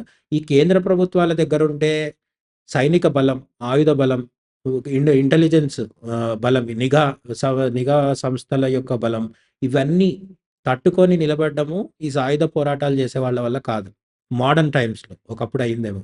రెండోది ఈ కమ్యూనిజం ద్వారా ఒకవేళ విప్లవం వచ్చినా సరే, ఆ విప్లవం తర్వాత పై స్థాయిలో ఉండేవాళ్ళు స్వార్థపరులైపోయి మళ్ళీ విప్లవాన్ని పాడు చేయరనే గ్యారంటీ లేదు. హ్మ్. చాలా దేశాల్లో అది కూడా జరిగింది. కిమ్ జాంగ్ ఉన్ గురించి మాట్లాడుకున్నాం కదా! నార్త్ కొరియాలో కిమ్ గురించి. అతను సర్వ సౌఖ్యాలు అనుభవిస్తుంటాడు. హ్యాపీగా ఎంజాయ్ చేస్తుంటాడు అనేది బయట టాక్. అవును. మరి వాళ్ళ ప్రజలకెందుకు అవి ఇవ్వొద్దు? సమసమాజం కదా కమ్యూనిజం అంటే. సో, కమ్యూనిజం పేరు చెప్పి విప్లవం తెచ్చుకున్నా గూడా చివరిలో వాడు స్వార్థపరుడైతే నిజానికి నార్త్ కొరియా వాళ్ళు బయట కంట్రీస్‌కి వెళ్ళడానికి కూడా ఎలౌ లేదనుకుంటా. అలౌడ్ అంటే వాడు తప్పించుకోవడానికి వెళ్తూ దొరికిపోతే ఉరిదీస్తారు. ఉరిదీస్తారు, షూట్ చేస్తారక్కడ. ఆ! రైట్. మళ్ళీ లోపలికొచ్చేవాడైతే ఎవడుంటాడు గదా! నార్త్ కొరియా నుంచి బయటికి పోతే మళ్ళీ లోపలికెందుకొస్తారు? రారు గదా! రైట్. సో, లోపలికొచ్చినా, బయటకి పోయినా సరే ఉరిదీస్తారని జెప్పి అక్కడ అంటే లోపల ఏం జరుగుతుందో మనకు తెలవదు గానీ, అక్కడ నియంతృత్వం ఉంది అంటేనే మనకు ఇంటర్నెట్ ఉండదు. కనీస సౌకర్యాలు ఇవ్వరు. ఇంకేం కమ్యూనిజం? ప్రజలకి నువ్వు ఇంటర్నెట్టు, ఆధునిక ఆవిష్కరణలన్నీ అందుబాటులోకి తేనప్పుడు అది ఎందుకు కమ్యూనిజం అవుతది? చైనాలో అవన్నీ ఇస్తున్నారు ప్రజలకి. హ్మ్. కానీ ప్రజలకి ఇస్తున్నప్పుడు గూడా అక్కడ జరిగిందేంటి? క్యాపిటలిజంలోకి మారిపోయారు. హ్మ్. సో, కమ్యూనిజం ద్వారా సక్సెస్ రాలేదు. కమ్యూనిస్టు బ్యానర్ పట్టుకొని క్యాపిటలిస్ట్ ఎజెండానే అమలు చేస్తుంది చైనా. ఈ విధంగా చూసినప్పుడు ప్రపంచం మొత్తం ఎక్కడ జల్లెడ బట్టి చూసినా సరే కమ్యూనిజము, సాయుధ పోరాటము సక్సెస్ అయిన దాఖలాలు గత 100, 200 సంవత్సరాల్లో ఎక్కడ పెద్దగా కనిపించవు. అప్పుడప్పుడు అవుతాయి. కానీ అయినది ఎక్కువ రోజులు నిలబడదు. అయితే ఇప్పుడు అమిత్ షా గారన్నట్టు 2026 తర్వాత అసలు వీళ్ళ ఉనికి ఉండదు అంటున్నారు. అది సాధ్యమవుతుందంటారా? అమిత్ షా చెప్పింది సాధ్యమయ్యే సూచనలైతే కనిపిస్తున్నాయి. ఎందుకంటే చాలా సీరియస్‌గా ఎరివేతలు జరుగుతున్నాయి. హుహు. అండ్ మావోయిస్ట్ పార్టీలో గూడా ఒక రకమైన మార్పు వల్ల వచ్చిన బలహీనత అనమాట. ఇప్పుడు కేంద్ర ప్రభుత్వం సైనికుల్ని పంపించేసో, లేకపోతే జవాన్లను పంపించి, పోలీసులను పంపించి, ఎన్‌కౌంటర్‌లు చేస్తేనో, లొంగిపోమని చెప్పి బెదిరించి, లేకపోతే అంటే మావోయిస్టులనందరినీ జనజీవన స్రవంతిలోకి తీసుకొస్తేనో, ఈ ఉద్యమం ఆగిపోయేటట్టయితే ఎప్పుడో చేసేవాళ్ళు. హ్మ్. ఇంతకుముందు ప్రభుత్వాలు కూడా చేసేవి. అమిత్ షా దాన్ని సీరియస్‌గా తీసుకొని చేస్తున్నారు. ఆయన సక్సెస్ అవ్వచ్చు కూడా. నేను అవ్వరని చెప్పట్లేదు. ఆయన సక్సెస్ అయినా కూడా ఇంతకు ముందు ఒక 30 ఏళ్ల కిందట 20 ఏళ్ల కిందట ఏంటి మావోయిస్ట్ పార్టీ బలము అంటే అడవిలో ఉండే గిరిజనులు కావచ్చు, గ్రామాల్లో ఉండే గ్రామీణ ప్రజలు కావచ్చు, వాళ్ళకు ప్రైవేట్ ఉద్యోగాలు కూడా పెద్దగుండేవి కాదు. అవును. అందరూ వ్యవసాయం మీద ఎక్కువ ఆధారపడేవాళ్ళు. అట్లనే కొంతమందికి ఉద్యోగాలు ఉన్నప్పటికీ ఉద్యోగ భద్రత ఉండేది కాదు. హ్మ్. ప్రభుత్వ ఉద్యోగం వచ్చినోడికే అంతో ఇంతో భద్రత. మిగతా వాళ్ళకి చాలా తక్కువ. ఇటువంటి స్థితి నుంచి 1990 తర్వాత 2000 తర్వాత మనం ఏమైంది సాఫ్ట్‌వేర్ రంగంలో ప్రపంచం మొత్తానికి హబ్‌గా మారింది ఇండియా. ప్రజల జీవన శైలి మారిపోయింది. హ్మ్. 1990 తర్వాత పుట్టిన పిల్లలెవరు కూడా గవర్నమెంట్ జాబ్ కోసం ముందులాగా వెయిట్ చేయట్లేదు. హ్మ్. తక్కువ మంది. కొంతమంది వెయిట్ చేయొచ్చు. కానీ ఎక్కువ మంది ఏంటంటే ఇంజినీరింగ్, డాక్టరు, సివిల్స్ లేకపోతే సీఏ, ఐసీడబ్ల్యూఏ ఇటువంటివి అనేకం చేస్తున్నారు. హ్మ్. అవన్నీ కాని వాళ్ళు కూడా యూట్యూబర్స్‌గా మారుతున్నారు. షార్ట్ ఫిల్మ్స్ తీస్తున్నారు. మూవీ డైరెక్టర్స్ అవుతున్నారు. అన్ని రంగాల్లో అభివృద్ధి కనిపిస్తుంది. ఓషన్ లోపలుండే ఓషనోగ్రఫీ చేసేవాళ్ళు అంటే సముద్రాన్ని జల్లెడబట్టి అక్కడ పని చేసే వాళ్ళ నుంచి మొదలుపెడితే ఆకాశంలో నాసా మన ఇస్రో వాళ్ళ వరకు అన్ని రంగాల్లో భారతదేశము 1990 తర్వాత ఒక విధమైన అభివృద్ధినైతే చూస్తుంది. దాని మీద మనకు కొన్ని కంప్లెయింట్లు ఉంటే ఉండొచ్చు. ఈ అభివృద్ధి కరెక్ట్ కాదు అవన్నీ చర్చ వేరు. కానీ ప్రజలకు డైరెక్ట్‌గా డబ్బులు చేతికొస్తున్నాయి. ఉద్యోగాలొస్తున్నాయి. ఆ ఉద్యోగాల్లో చేరిన యువత పెళ్ళిళ్ళు చేసుకుంటున్నారు, డేటింగ్‌లు చేస్తున్నారు, మల్టీప్లెక్స్‌లకెళ్తున్నారు, డిస్కోథెక్‌లు, పబ్బులకెళ్తున్నారు. అమెరికన్ లైఫ్ స్టైల్ మనకు కూడా వచ్చింది. హ్మ్. అమెరికాలో ఎందుకు కమ్యూనిజం లేదు? అమెరికాలో ఎందుకు మావోయిస్టులు అంటే నక్సలైట్స్, మావోయిస్టులు, సాయుధ పోరాటం చేసేవాళ్ళు లేరు అంటే అక్కడ క్యాపిటలిజము విశ్వరూపం చూపించేసింది. క్యాపిటలిజం వల్ల ఉండే ఉపయోగాలేంటో ప్రజలకు కింది స్థాయి దాకా అందినాయి. దానివల్ల నష్టాలు జరిగుండొచ్చు, ఎన్నైనా అవ్వచ్చు. గన్ కల్చర్ ఉంటుంది క్యాపిటలిజంలో. అమెరికన్ క్యాపిటలిజంలో గన్ కల్చర్ ఓపెన్ అంతర్భాగం. ఫైర్ అంతా. అందువల్ల చాలా మంది చచ్చిపోతుంటారు. కానీ ప్రజలు దాన్ని ఓకే యాక్సెప్ట్ చేస్తున్నారు. ఎందుకంటే క్యాపిటలిజం వల్ల ఉన్న లాభాలు ఎక్కువ. హ్మ్. దాంతో పోరాడితే దాన్ని కాదని చెప్పి తీసేసి గన్ కల్చర్‌కి వ్యతిరేకంగా పోరాటం చేసి కమ్యూనిజంని తెచ్చుకోవట్లేదు కదా వాళ్ళు.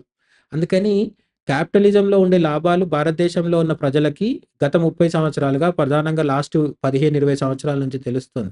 2014 తర్వాత మోదీ వచ్చినాక మన దేశం ఐదవ అతిపెద్ద ఆర్థిక వ్యవస్థ అయింది. రేపు మూడో ఆర్థిక వ్యవస్థగా మారబోతుంది. అమెరికా, చైనా తర్వాత మనదే ఉండబోతుంది. ఈ టైంలో ప్రజలకి ప్రైవేట్ కంపెనీలు, ప్రైవేట్ రంగంలో ఉద్యోగాలు, ఆ ఉద్యోగాల ద్వారా వచ్చే లాభాలు ఇవన్నీ కంటికి కనిపిస్తున్నప్పుడు మావోయిస్టులకు మద్దతు పలకడం ముందంత ఉండదు. ఈ మద్దతు లేనప్పుడు ఏ ఉద్యమమైనా కొనసాగదు. కేవలం గన్నులుంటే సరిపోదు. ఆ గన్నుల్ని సమర్థించే ప్రజలుండాలి. మావోయిస్టుల వెంట ఉండే ప్రజలు, యువత ఒకప్పటి కంటే తగ్గిపోయింది. ఇంకా కూడా తగ్గిపోతుంది. తగ్గిపోతుంది కాబట్టి మనం అమిత్ షా చెప్పేది నిజమవ్వొచ్చని నమ్మొచ్చు. అయితే ఇప్పుడు కాసేపు అంటే ఇప్పుడు వీళ్ళు అంటే మావోయిస్టులు కలగంటున్న ఎర్ర జెండా ఎగరేయాలి, ఎర్రకోటలు ఇవన్నీ పక్కన పెట్టేస్తే, అది ప్రాక్టికల్‌గా సరే మనకంటూ ఒక ఐడియా ఉంది. ప్రాక్టికల్‌గా అవుతుందా? లేదా? అనేది. ఎవరి ఆలోచనలు, ఎవరి దృఢ సంకల్పాలు వాళ్ళకున్నాయి. ఫైన్. All okay. కాకపోతే ఇక్కడ నాకు ఒకే ఒక థాట్ ఏంటంటే, మావోయిస్టులు ఇప్పుడు వీళ్ళందరూ కోరుకునేది ఒకటుంది.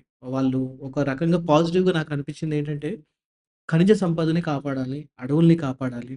మేము వెళ్ళిపోతే ఆహ్, క్యాపిటలిస్టులొచ్చేస్తారు, మొత్తం తవ్వేస్తారు, అడవులంతా నాశనం అయిపోతాయి, గిరిజనుల ఉనికి అనేది ఎళ్ళిపోతుంది. ఒక జాతి అనేది సమూలంగా నాశనం అవుతుందనే ఒక ఈ పాయింట్ ఏదైతే ఉందో, దీనికి ఎక్కడో చోట ఈవెన్ దో ఇప్పుడు నేను ఈ ఈ సైబర్ లైఫ్‌ని ఎంజాయ్ చేస్తున్నప్పటికి నాకు కూడా అది అవును గదా! అనే ఒక థాట్ ఒస్తుంది. మరి దాన్నేమంటారు? అడవులు, ఖనిజాలు, గిరిజనులు మనకి 3 పదాలెప్పుడు వినిపిస్తుంటాయి. గిరిజనులు, అడవులు, ఖనిజాలు. ఈ గిరిజనులు, అడవులు, ఖనిజాలనేవి మావోయిస్ట్ ప్రభావిత ప్రాంతాల్లోనే ఉన్నాయా? మిగతా ప్రాంతాల్లో గూడా ఉన్నాయా? అనేది ప్రధానమైన అంశం. హ్మ్. నక్సలిజం ప్రభావం లేని రాష్ట్రాలు ఏవైతున్నాయో, ఆ రాష్ట్రాల్లో గూడా అడవులున్నాయి, గిరిజనులున్నారు, ఖనిజాలున్నాయి. అవును. మరి వాటిని కాపాడుతుందెవరు? సరే పోనీ వాటిని ప్రభుత్వం దోచేసుకుంది, మేము పట్టించుకోలేదు గాబట్టి అని మావోయిస్టులు చెప్తే, దండకారణ్యంలో ఉన్న ఖనిజాలని తీసి దేశం కోసం వాడుకోకుండా ఇంకెంతకాలం ఉందాం? ఓకే. హ్మ్. ఖనిజాల్ని తీసేస్తే అడవులు పోతాయి. అడవులు పోతే వాతావరణ కాలుష్యం జరుగుతది. అది ఇది అని కొంత చెప్తారు. ఈ వాతావరణ కాలుష్యం అనేది 2 రకాలుగా ఉంటది. నిజంగా చెట్లు నరికేస్తే నష్టము, అది కాలుష్యానికి దారితీస్తది. ఇవన్నీ ఎవరు కాదనలేని విషయాలు. అందులో నిజం ఉన్నప్పటికీ ఒక భారతదేశం లాంటి పెద్ద దేశం ముందుకు వెళ్ళాలంటే ఖనిజాలు తప్పకుండా అవసరమవుతాయి. ఖనిజాలు అవసరమైనప్పుడు కొన్ని చెట్లు నరికి ఖనిజాల్ని ఏమంటారు తవ్వకాలు జరిపి తీసుకోవడం అనేది తప్పనిసరి. దానికి వేరే మార్గం లేదు. మన దగ్గర ఖనిజాలు ఉన్నప్పటికీ కూడా అదే ఖనిజాలకు డబ్బులు ఖర్చు చేసి పక్క దేశాల నుంచి ఆళ్ళు దిగుమతి చేసుకోవడం అనేది మూర్ఖత్వం గదా! హ్మ్. ఇది. అయితే ఈ తీసేసినప్పుడు అడవులు తగ్గిపోతే ఎట్లా అంటే మళ్ళీ కొత్త అడవులు సృష్టించుకునే ప్రయత్నం ఏదైనా జేయాలి. లేదంటే అత్యంత తక్కువ నష్టం జరిగే విధంగా ఖనిజాలని తవ్వి తీయడం అనేది చేయాలి. మైనింగ్ జేయడం అనేది అత్యంత తక్కువ నష్టం జరిగేలాగా చేయాలి. అంతే తప్ప ఒక భూమిలో ఉన్న ఖనిజాలని అట్లనే శాశ్వతంగా ఉంచేస్తాం అనేది మూర్ఖత్వం. అయితే ఇప్పుడు 60 సంవత్సరాల నుంచి జరుగుతున్న ఈ సాయుధ పోరాటంలో, ఈ మావోయిస్టులకు జరుగుతున్న పోరాటంలో మీరన్నట్టు వేరే మావోయిజం అంటే ప్రభావం లేని వేరే రాష్ట్రాల్లో మరి జరగట్లేదా అని చెప్పి అంటున్నారు కదా! ఒకవేళ నిజంగా అక్కడ ఇది జరిగితే ఫర్ ఎగ్జాంపుల్ ఇక్కడ మావోయిజం లేని ఒక రాష్ట్రంలో డిఫారెస్ట్రేషన్ జరిగింది. అక్కడ చెట్లను నరికారు. అక్కడి నుంచి ఖనిజాలు తీసుకున్నారు. ఆ తర్వాత మళ్ళీ అక్కడ ఫారెస్టేషన్ పెంచారు. అక్కడ గిరిజనులకి ఏ ఇబ్బంది కాలేదు. ఇలాంటి ఒక కేస్ స్టడీ వాళ్ళ దగ్గర లేదా? అంటే ఇలాంటిది ఒకవేళ జరిగుంటే వాళ్ళు కూడా తగ్గేవాళ్ళు గదా! మరి జరిగిందంటారా నిజంగా? ఇప్పుడు ఒకసారి యుద్ధం మొదలైన తర్వాత యుద్ధాన్ని కంటిన్యూ జేయడానికి ఎవరైనా కారణాలు ఎతుక్కుంటారు. మావోయిస్టుల పరిస్థితి ఏంటంటే వాళ్ళు స్టార్ట్ అయ్యి చాలా దూరం వచ్చేసారు. ఇప్పుడు వాళ్ళకేంటంటే మనం చెప్తున్న లాజిక్ వాళ్ళకి తెలీదనుకోవడానికి వాళ్ళలో చాలా మంది ఉన్నత విద్యావంతులు ఉంటారు గదా! అవును. మరి వాళ్ళకెందుకు తెలవదు? భారతదేశం అనే రాజ్యం ఏదైతే ఉందో, ఆ రాజ్యం యొక్క సైన్యంని తట్టుకోవడం మా వల్ల కాదని వాళ్ళకి తెలీదా? హ్మ్. లేదు కొత్త సైన్యాన్ని పోగేసుకొని వాళ్ళతో ఢీకొట్టాలంటే కూడా చాలా టైం పడతది. అసలు అవకాశం లేదు కూడా. చూస్తుంటే హ్మ్. ప్రజల్లో కూడా మద్దతు తగ్గిపోయింది. 90లతో పోలిస్తే ఇప్పటికి ప్రజల నుంచి మద్దతు లేదు. ప్రభుత్వం నుంచి మద్దతు లేదు. ప్రభుత్వం వ్యతిరేకంగా అణిచివేత ధోరణిలో ముందుకెళ్తోంది. హ్మ్. ఇవన్నీ జరుగుతున్నప్పుడు ప్రాక్టికల్లీ ఈ యుద్ధం గెలవడం సాధ్యం కాదు అని తెలిసినా కూడా యుద్ధంలో దిగిన తర్వాత దాన్ని సమర్థించుకునే ప్రయత్నమే చేస్తారు.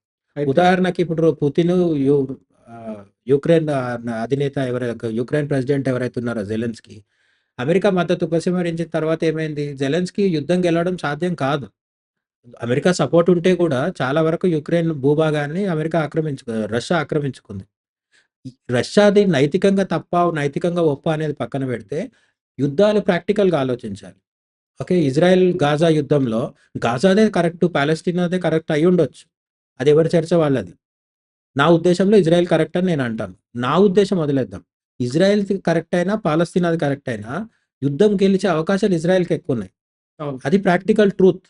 అట్లా జెలెన్స్కీకి, పుతిన్‌కి మధ్య పుతిన్ గెలిచే అవకాశాలు ఎక్కువున్నాయి. అమెరికా డ్రాప్ అయిన తర్వాత పూర్తిగా పుతిన్ గెలిచే అవకాశాలు. అవును. అదే దాన్ని తీసుకొచ్చి మన దగ్గర అప్లై చేసినప్పుడు, మావోయిస్టులు పట్టుకున్న పురాతనమైన పాతకాలపు తుపాకీలు కావచ్చు, మన భారతదేశ ప్రభుత్వం దగ్గర డ్రోన్స్ ఉన్నాయి, అణుబాంబులున్నాయి, లేకపోతే మిజైల్స్ ఉన్నాయి, ఇవన్నీ ఉన్నాయి. వాటిని మావోయిస్టుల మీద ప్రయోగించకపోవచ్చు. కానీ నేను చెప్పేదేంటంటే, వాళ్ళ దగ్గరున్న సంపత్తి, ఆయుధ సంపత్తి, ధన సంపత్తి, అట్లాగే వాళ్ళకున్న వ్యవస్థ మొత్తం కింది నుంచి మీద దాకా దేశంలో ప్రతి గ్రామం నుంచి ఢిల్లీ దాకా ప్రతి చోట గూడా భారతదేశ ప్రభుత్వానికి తన వ్యవస్థ అంటూ ఉంది. హ్మ్. ఇవేవీ లేని మావోయిస్టులు గెలవడం ప్రాక్టికల్లీ సాధ్యం కాదు.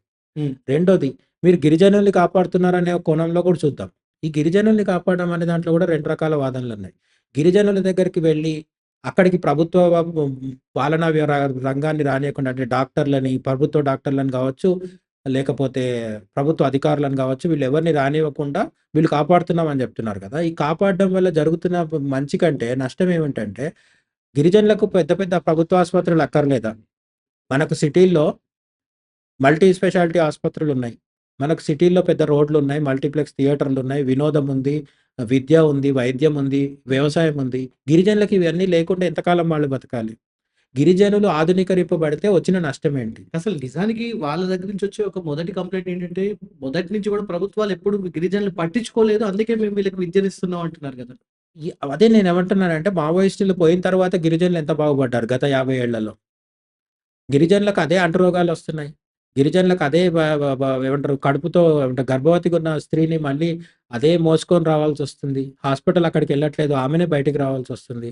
మనం కేస్ స్టడీ కింద ఒకటి నేను చెప్తాను. నరేంద్ర మోడీ గుజరాత్ ముఖ్యమంత్రిగా ఉన్నప్పుడు నర్మదా బచావో ఆందోళన జరిగింది. హ్మ్. దాన్ని అర్బన్ నక్సల్సు, మావోయిస్టులు అందరూ వ్యతిరేకించారు. వీళ్ళందరూ వ్యతిరేకించినా సరే, నరేంద్ర మోడీ కోర్టుల చుట్టూ తిరిగి కూడా దాన్ని క్లియర్ చేసుకొని నర్మదా డ్యామ్ ఎత్తుని పెంచడం జరిగింది. హ్మ్. ఏదైనా సరే ఒక డ్యామ్ కట్టినా, దాన్ని ఎత్తు పెంచినా ఏమవుతది? ఆ నీళ్ల వల్ల కొన్ని గ్రామాలు మునిగిపోతాయి. అట్లా నర్మదా డ్యామ్ ఎత్తు పెంచినప్పుడు సౌరాష్ట్ర వాళ్ళకి, చాలా గ్రామాలకి నీళ్లొచ్చినాయి.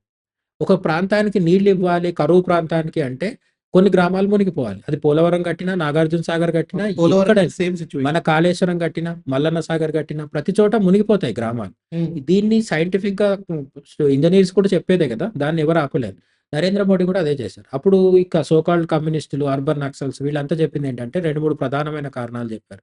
నర్మదా ఎత్తు పెంచితే భూకంపాలొస్తాయన్నారు. హ్మ్. నర్మదా ఎత్తు పెంచితే పర్యావరణం మొత్తం నాశనం అయిపోతదన్నారు. నర్మదా ఎత్తు పెంచితే అడవులన్నీ అంతరించిపోతాయన్నారు.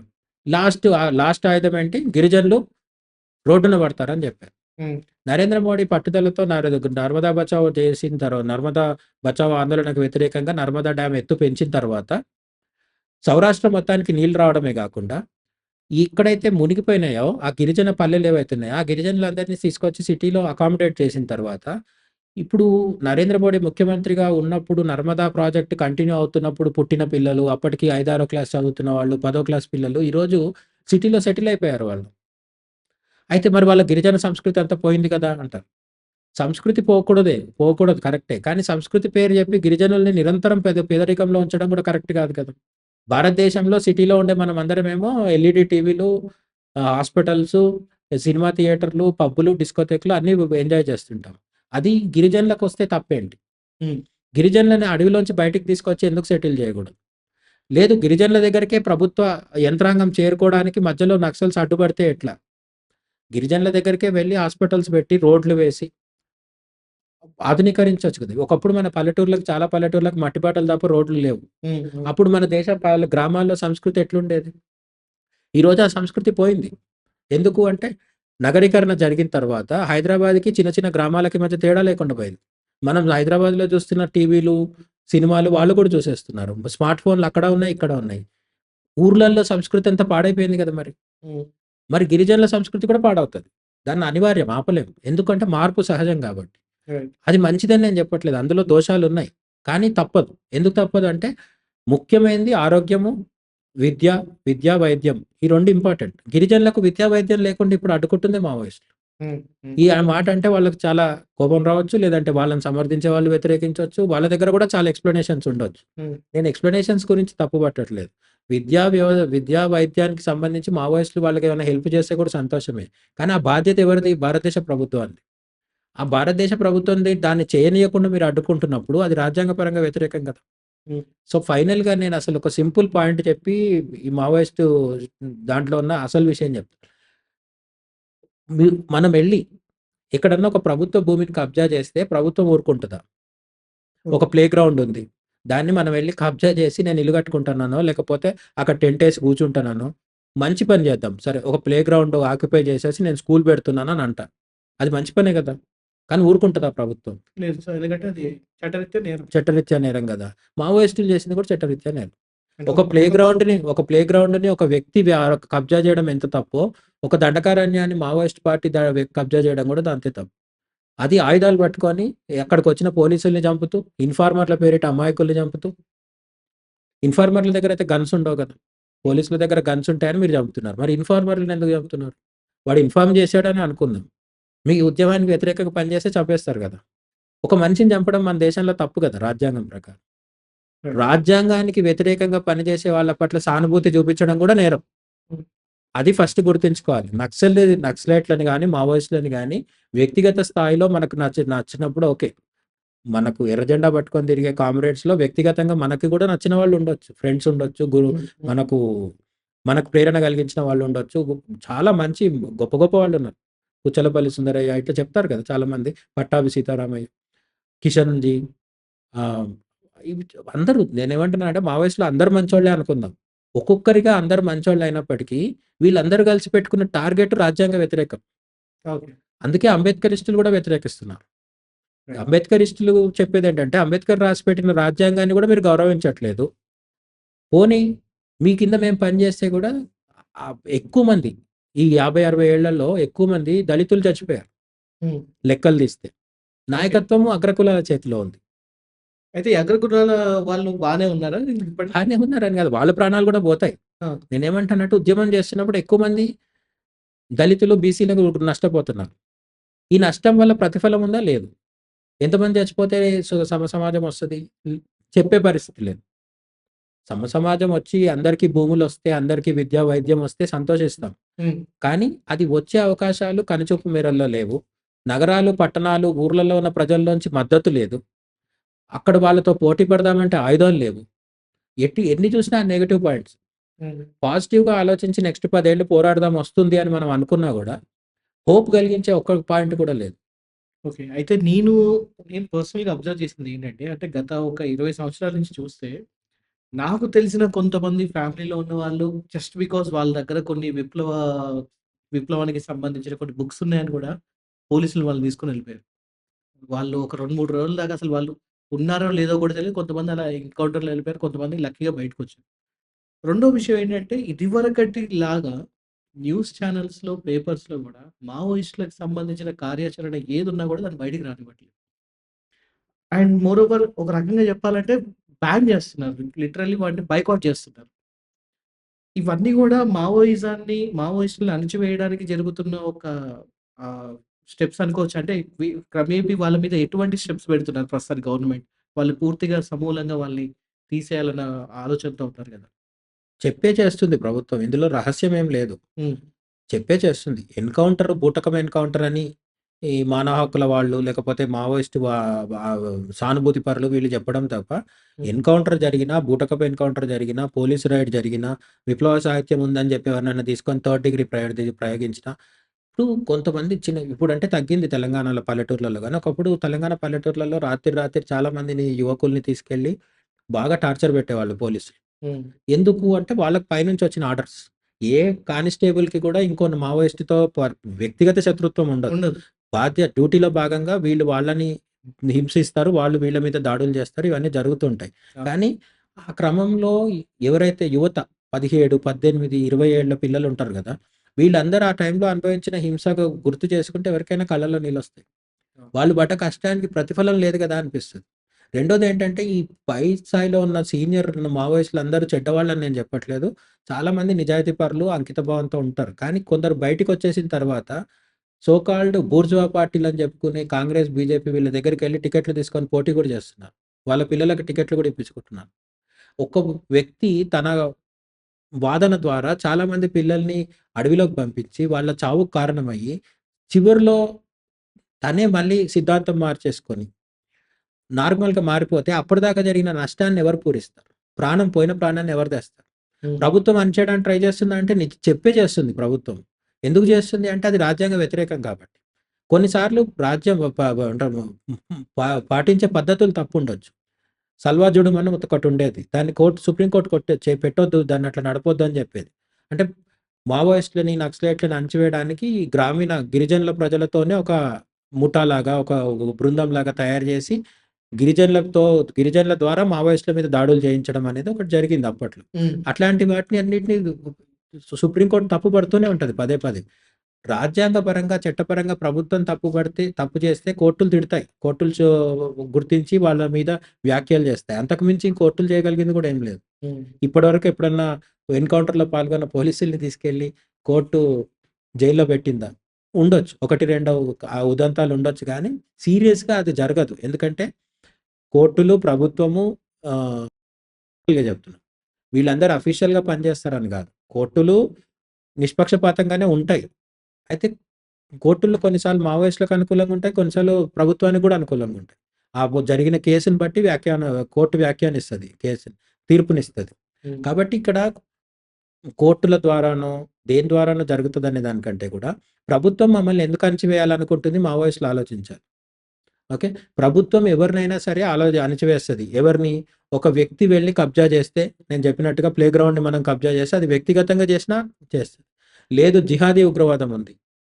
కొన్ని ఉగ్రవాద సంస్థలు చేస్తున్నాయి గదా! మొన్న పీఎఫ్ఐని బ్యాన్ చేసింది కేరళలో. ఎందుకు బ్యాన్ చేసింది? మతపరమైన హింసకి దారితీస్తున్నారు వాళ్ళు. హ్మ్. అంతకుముందు సిమి అని ఉండేది. ఇవన్నీ మతపరమైనయి. కాంగ్రెస్ ప్రభుత్వం ఉన్నప్పుడు ఆర్ఎస్ఎస్‌ని ఇంకో 2 సార్లు బ్యాన్ చేసింది. గాంధీజీ చనిపోయినప్పుడు అప్పుడు. హ్మ్. అంటే ఎవరైనా సరే రాజ్యాంగానికి వ్యతిరేకంగా శాంతి భద్రతలకు విఘాతం కలిగించే విధంగా ఉంటే, అది వ్యక్తి అయినా, వ్యవస్థ అయినా, లేక ఒక గ్రూప్ అయినా, లేదంటే ఒక యూనియన్ అయినా, ఒక సంస్థ అయినా, ఏదైనా సరే దాన్ని ప్రభుత్వం అణిచివేయాలనే చూస్తది. ఎందుకంటే ప్రభుత్వ బాధ్యత అది. ఆహ్, సీమాంతర ఉగ్రవాదం. బయట దేశం నుంచి వచ్చే ఉగ్రవాదుల్ని అణిచివేసినట్టే, భారతదేశంలో ఉన్న వాళ్ళని కూడా అణిచివేస్తారు. దాన్ని ఉగ్రవాదం అంటాం, దీన్ని తీవ్రవాదం అంటాం. ఇటువంటివి పేర్లు మార్పు ఉండొచ్చు. హ్మ్. మిలిటెంట్స్ అంటాం, టెర్రరిస్టులు అంటాం. పేర్లు ఏవి పెట్టుకున్నా సరే, దేశ రాజ్యాంగాన్ని ధిక్కరించే విధంగా మన దేశంలో రాజ్యాంగం ఏం చెప్తుంది? పోలీసులు, సైన్యము, భద్రతా దళాలు కాకుండా ఎవరు కూడా గన్ పట్టుకోవద్దని రాజ్యాంగం చెప్తుంది. అవును. వీళ్ళు గన్ పట్టుకొని ఎవరిని పడితే వాళ్ళని కాల్చేస్తున్నారు గదా! అది బేసిక్ నేరం. ఆ నేరం చేస్తున్నందుకు ప్రభుత్వం చర్యలు తీసుకుంటుంది. ఆ చర్యల్లో అక్రమాలు జరుగుతున్నాయి. ఆహ్, దౌర్జన్యం జరుగుతుంది. చేస్తది. ప్రభుత్వం కూడా చేస్తుంది. అవన్నీ తప్పని చెప్పడంలో పెద్ద విశేషం ఏం లేదు. రైట్. కానీ ప్రజల మద్దతు ఎవరికుంది? హ్మ్. ప్రతి 5 ఏళ్లకు కోట్లాది మంది ఓట్లేసి ఎవరిని ఎన్నుకుంటున్నారు? హ్మ్. మీరెందుకు వచ్చి ఆ ఓట్ల రాజకీయంలో పాల్గొనట్లేదు? మావోయిస్ట్ నాయకులు ఓట్ల దగ్గరకొచ్చి ఓట్లడిగి గెలవచ్చు కదా! ఈ ప్రశ్నకు సమాధానంలోనే అసలు సమస్య ఉంది. ఓకే. మావోయిస్ట్ నాయకులు ప్రజల్లోకొచ్చి ఓట్లు అడిగితే గెలవలేరు. హ్మ్. గెలవలేరు కాబట్టి సాయుధ పోరాటం అంటున్నారు. ఈ సాయుధ పోరాటాన్ని సమర్థించుకోవడానికి గనులు, గిరిజనులు, అడవులు, వాతావరణము ఇవన్నీ చెప్తున్నారు. ఇవన్నీ చెప్తున్నా సరే, ఈ మావోయిస్టులు లేని దేశాలు అమెరికాలో ఏ మావోయిస్టు లేడు. అక్కడ కూడా వాతావరణ కాలుష్యం జరుగుతుంది. అడవులు అంతరిస్తున్నాయి. జరుగుతున్నాయి గదా! సో, అక్కడ మరి ఎవరు కాపాడాలి? సో, మేమెవరినో కాపాడడానికి గన్నులు పట్టుకొని తిరుగుతాం అనేది ఆధునిక కాలంలో వర్కౌట్ అవ్వదు. ఎందుకంటే మన శత్రువు, మనము ఇద్దరము భారతీయులమే గదా! బ్రిటిషర్ల మీద పోరాడినట్టు పోరాడతామంటే కుదరదు. హ్మ్. ఎందుకంటే ప్రజల మద్దతు లేదు. హ్మ్. మావోయిస్టులు 2 పనులు చేయాలి. ఒకటి వాళ్ళ ఆయుధ సంపత్తి పెంచుకొని భారతదేశ సైన్యాన్ని ఢీకొట్టగలిగేంత బలంగానన్నా మారాలి. అందుకేం జేయాలి? బయట శక్తులతో గలవాలి మరి. చైనాతోనో, పాకిస్తాన్‌తోనో ఎవరితోనో గలవాలి. అది కరెక్ట్ గాదు గదా! లేదు అంటే ప్రజల్లోకొచ్చి మద్దతు కూడగట్టాలి. ప్రజల్లోకొచ్చి మీరు మద్దతు కూడగట్టాలంటే ముందసలు మీరు ఆయుధాలు వదిలేసి వస్తే గదా! ఆయుధాలు పట్టుకొని రోడ్ల మీద తిరుగుతామంటే ప్రజలే ఒప్పుకోరు. హ్మ్.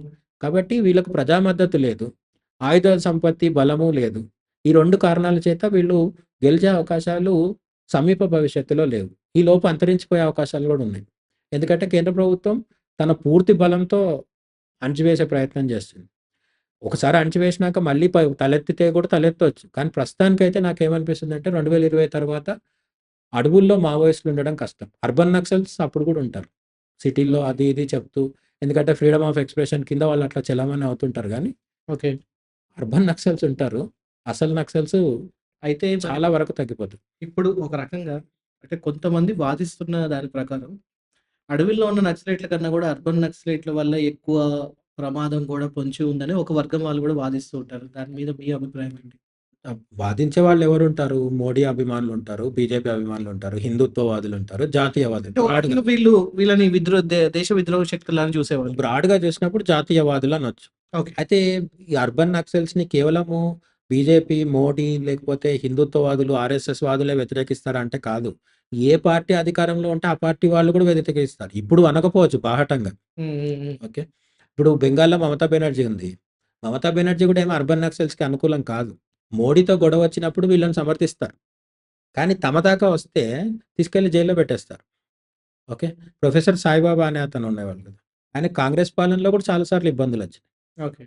బీజేపీ పాలనలో కూడా ఇబ్బందులొచ్చాయి. హుహు. కాంగ్రెస్, బీజేపీ, టీఆర్ఎస్, బీఆర్ఎస్ లేదంటే టీడీపీ పేరు మారినా సరే, నేను చెప్పినాను కదా! మనం స్టార్టింగ్‌లో చెప్పుకుందేంటి కమ్యూనిస్టులకి కమ్యూనిస్టులతోనే గొడవొచ్చింది. ఓకే. సాయుధ కమ్యూనిస్టులకి, ఆయుధాలు లేని కమ్యూనిస్టులకి మధ్య గొడవొచ్చింది. So, okay. కాబట్టి మన దేశంలో కమ్యూనిస్టులకి, కాంగ్రెస్‌కి, మావోయిస్టులకి, బీజేపీకి, మావోయిస్టులకి అందరికీ గొడవలుంటాయి. అందరూ అణిచేయాలనే చూస్తారు. ఎందుకంటే వీళ్ళు ఓట్ల రాజకీయాన్ని వ్యతిరేకిస్తూ సాయుధ రాజకీయం చేస్తున్నారు. సాయుధ పోరాటం చేస్తున్నారు. హ్మ్. ఆయుధం పట్టినంత కాలం అందరూ శత్రువులే అవుతారు. ఓకే. అప్పుడప్పుడు కొందరు సమర్థించినట్టు కనిపించొచ్చు. కానీ ఆ సమర్థన కూడా ఏంటంటే రాజకీయ నాయకులు తమ అధికారంలోకి వచ్చేదాకా చేస్తారు. హ్మ్. ఇప్పుడు బీజేపీ అధికారంలో ఉంది కాబట్టి మావోయిస్టుల పట్ల కాంగ్రెస్ పార్టీ కొంత సానుకూల వ్యవహారి లేదంటే సానుభూతి చూపించినట్టు సాఫ్ట్ స్టాండ్ తీసుకున్నట్టు కనిపిస్తది. రేపు కాంగ్రెస్ అధికారంలోకొస్తే ఫ్రీ హ్యాండ్ ఏమి ఇవ్వరు. దండకారణ్యం వదిలేసి అది మీ రాజ్యం మీరు పరిపాలించుకోండి అని కాంగ్రెస్ కూడా చెప్పదు. అవును. ఎందుకు అంటే అది మన దేశ రాజ్యాంగానికి వ్యతిరేకం. రాజ్యాంగానికి వ్యతిరేకమైనది ఏ ప్రభుత్వం కూడా ఒప్పుకోదు. రైట్. రాష్ట్ర ప్రభుత్వం ఒప్పుకోదు, కేంద్ర ప్రభుత్వం ఒప్పుకోదు. ఇది స మౌలికమైన సమస్య. మన దేశంలో ఉన్న భిన్నమైన సంస్కృతులు, భిన్నమైన భాషా భేదాలు, ప్రాంతీయ సెంటిమెంట్లు, లేకపోతే ఆహ్, ఆదాయంలో ఉండే వ్యవస్థ తేడాలు, కుల వ్యవస్థ, ఇన్ని రకాల అన్నిటిని లెక్కలోకి తీసుకున్నప్పుడు మన దేశంలో ప్రజలందరూ ఐక్యమైపోయి సాయుధ పోరాటం చేయడం సాధ్యం కాదు. కమ్యూనిజం చిన్న చిన్న దేశాల్లో క్యూబా అట్లాంటి దేశాల్లో రావచ్చు. పెద్ద దేశాలైనప్పటికీ సోవియట్ రష్యా, చైనా లాంటి వాట్లలో చారిత్రకమైన నేపథ్యం ఉంటుంది. వాళ్ళందరూ కలవడానికి ఒక పెద్ద చరిత్ర ఉంది. హ్మ్. మన దేశంలో అట్లా కలిపే చరిత్ర ఎప్పుడు జరగలేదు. ఓకే. గత 2000 సంవత్సరాల్లో కూడా మన దేశము అనేక రాజ్యాలుగా ఉంటూ వస్తుంది. మనల్ని కలుపుతున్నదేంటంటే హిందూ మతము అనేది కలుపుతుంది. లేదంటే భారతీయత అనే భావజాలం కలుపుతుంది. ఇటువంటివి కలుపుతున్నాయి. అంతే తప్ప మనం అందరము ఒకే ఒక శత్రువుని టార్గెట్ చేసి పోరాడిన సందర్భాలు ఎప్పుడు లేవు. అందుకే మన స్వతంత్రం కూడా 200 ఇయర్స్ పట్టింది రావడానికి. ఓకే. ఎక్కడికక్కడ పోరాటం చేయడమే మన దేశ లక్షణం. హ్మ్. ఆ ఒక్కొక్కరిని కలుపుకుంటూ వచ్చి పోరాటం చేసి సాధించడానికి మనకు 200 ఇయర్స్ పట్టింది. అక్కడ ఒకే ఉమ్మడి శత్రువు బ్రిటిషర్స్ ఉన్నారు కాబట్టి. హ్మ్. ఇప్పుడు ఇక్కడ జరుగుతుంది ఏంటంటే మావోయిస్టులకు ఉమ్మడి శత్రువు లేడు. హ్మ్. ఉన్న శత్రువు ఎవరు? మనం ప్రజలు ఎన్నుకుంటున్న వాళ్ళు. So, right. మనం 5 ఏళ్లకొకసారి ఎన్నుకునే ప్రభుత్వాన్ని మనమే శత్రువులాగా చూడడం సాధ్యం కాదు. హ్మ్. వాళ్ళని శత్రువులుగా చూస్తామని చెప్తున్న మావోయిస్టులకు మద్దతు ఇవ్వడం కూడా సాధ్యం కాదు. హ్మ్. సో, నా బేసిక్ థింగ్ చెప్పేదేంటంటే, మావోయిస్టులు వాళ్ళ పంతా మార్చుకొని అడవులు వదిలేసి సిటీల్లోకొచ్చి ఓట్లు సంపాదించడం ద్వారా కొంత ప్రజలకు మేలు చేయొచ్చు. ఇంకా అర్బన్ నక్సల్స్ అంటే వీళ్ళు అవకాశవాదులు. వీళ్ళ గురించి పెద్దగా మాట్లాడేది కూడా ఏం లేదు. వాళ్ళు ఎప్పటికప్పుడు సమయానుకూలంగా మాట మారుస్తూ ఉంటారు. ఆ అడవిలో ఉన్న నక్సలైట్‌లకు సపోర్ట్ చేయడం అనేది ఒక అది సిద్ధాంతపరమైంది. మిగతా విషయాల్లో కూడా దేశ రాజధానిలో ఉన్న ప్రధానమంత్రి ఎవరైతే ఉంటారో ఆయన ఏం చేసినా వ్యతిరేకించడం అర్బన్ నక్సల్స్ అలవాటు. ఓకే. ఈరోజు మోడీ ఉన్నాడు కాబట్టి ఎక్కువ వ్యతిరేకిస్తారు. ఎందుకంటే బీజేపీ హిందుత్వ పార్టీ కాబట్టి విపరీతంగా వ్యతిరేకిస్తారు. రైట్. రేపు ఎప్పుడైనా రాహుల్ గాంధీ వస్తాడు. ఆయనను సమర్థిస్తారా వీళ్ళు? అంతే వ్యతిరేకిస్తారు. అయితే కొంచెం తక్కువ. తక్కువ ఉంటుంది. బీజేపీ ఉంటే ఇంకా ఎక్కువ చేస్తారు. ఓకే. అర్బన్ నక్సల్స్ బేసిక్‌గా మతానికి వ్యతిరేకం కాబట్టి, హిందుత్వవాదులకు వ్యతిరేకం కాబట్టి, మోడీ ఉంటే హడావుడి ఎక్కువుంటది. కాబట్టి అర్బన్ నక్సల్స్ మీద కంటిన్యూ‌గా నిఘా పెట్టి వాళ్ళని కంట్రోల్ చేయాలి. వాళ్ళు ఫ్రీడమ్ ఆఫ్ ఎక్స్‌ప్రెషన్ కింద మాట్లాడుతూ ఉంటారు కాబట్టి దాన్ని కూడా ఏం చేయలేం. ప్రజాస్వామ్యంలో అంతర్భాగం అది. అర్బన్ నక్సల్స్ గొంతు నొక్కేయాలని చెప్పలేం కదా! కానీ వాళ్ళు ఏం మాట్లాడుతున్నారు, ఏం చేస్తున్నారు ఎప్పటికప్పుడు కనిపెట్టుకుంటూ ఉండడమే ప్రభుత్వం బాధ్యత. అయితే ఫైనల్‌గా నేను మిమ్మల్ని అడగదలుచుకున్న క్వెషన్ ఏంటంటే, ఓకే. ఇప్పుడు చాలా రకాల మార్పులొస్తున్నాయి. ఒక రకంగా మీరన్నట్టు ఓకే. మావోయిస్టుల్లో ఇంటర్నల్‌గా గూడా వాళ్ళలో కొన్ని చేంజెస్ వస్తూ ఉన్నాయి.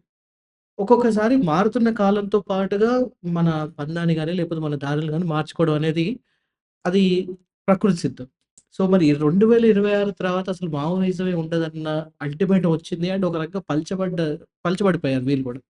మీకేమైనా అనిపిస్తుందా లాస్ట్ మొమెంట్‌లో వీళ్ళు ఒకవేళ వాళ్ళ దారి మార్చుకొని వచ్చే అవకాశం ఉందా? లేపోతే యుద్ధమైనా ఏదైనా సరే ఇగ ఫేస్ టు ఫేస్ చూసుకుందాం అనే టైప్ అనిపిస్తుందా? మావోయిస్టులు పంతా మార్చుకోరనేది కూడా ఒక పెద్ద అభూత కల్పన. దాంట్లో ఎప్పటిదప్పుడు కొంతమంది జనజీవన స్రవంతిలోకి వస్తూనే ఉంటారు. హ్మ్. మనసు మార్చుకొనొచ్చేవాళ్ళు, లేదంటే ప్రమాదాన్ని గుర్తించి అక్కడుంటే చనిపోతామని భయపడొచ్చేవాళ్ళు, భయం లేకున్నా గూడా ఆరోగ్యం సహకరించకుండా వచ్చేవాళ్ళు. హ్మ్. అనేక కారణాల చేత ఎప్పుడు మావోయిజం నుంచి బయటికొస్తుంటారు, లోపలికెళ్తుంటారు. హ్మ్. అయితే గత 20, 30 సంవత్సరాల్లో చూస్తే బయటికొచ్చేవాళ్ళు పెరుగుతున్నారు, లోపలికి పోయేవాళ్ళు తగ్గుతున్నారు. హ్మ్. ఈ ట్రెండ్‌ని బట్టి ఏంటంటే, ప్రభుత్వం ఒత్తిడి చేసినా, చేయకున్నా స్లోగా మావోయిజం బలహీనపడుతూ వస్తుంది. అయితే ఇప్పుడు చేయబోతుందేంటంటే, లాస్ట్ దెబ్బ పడబోతుంది.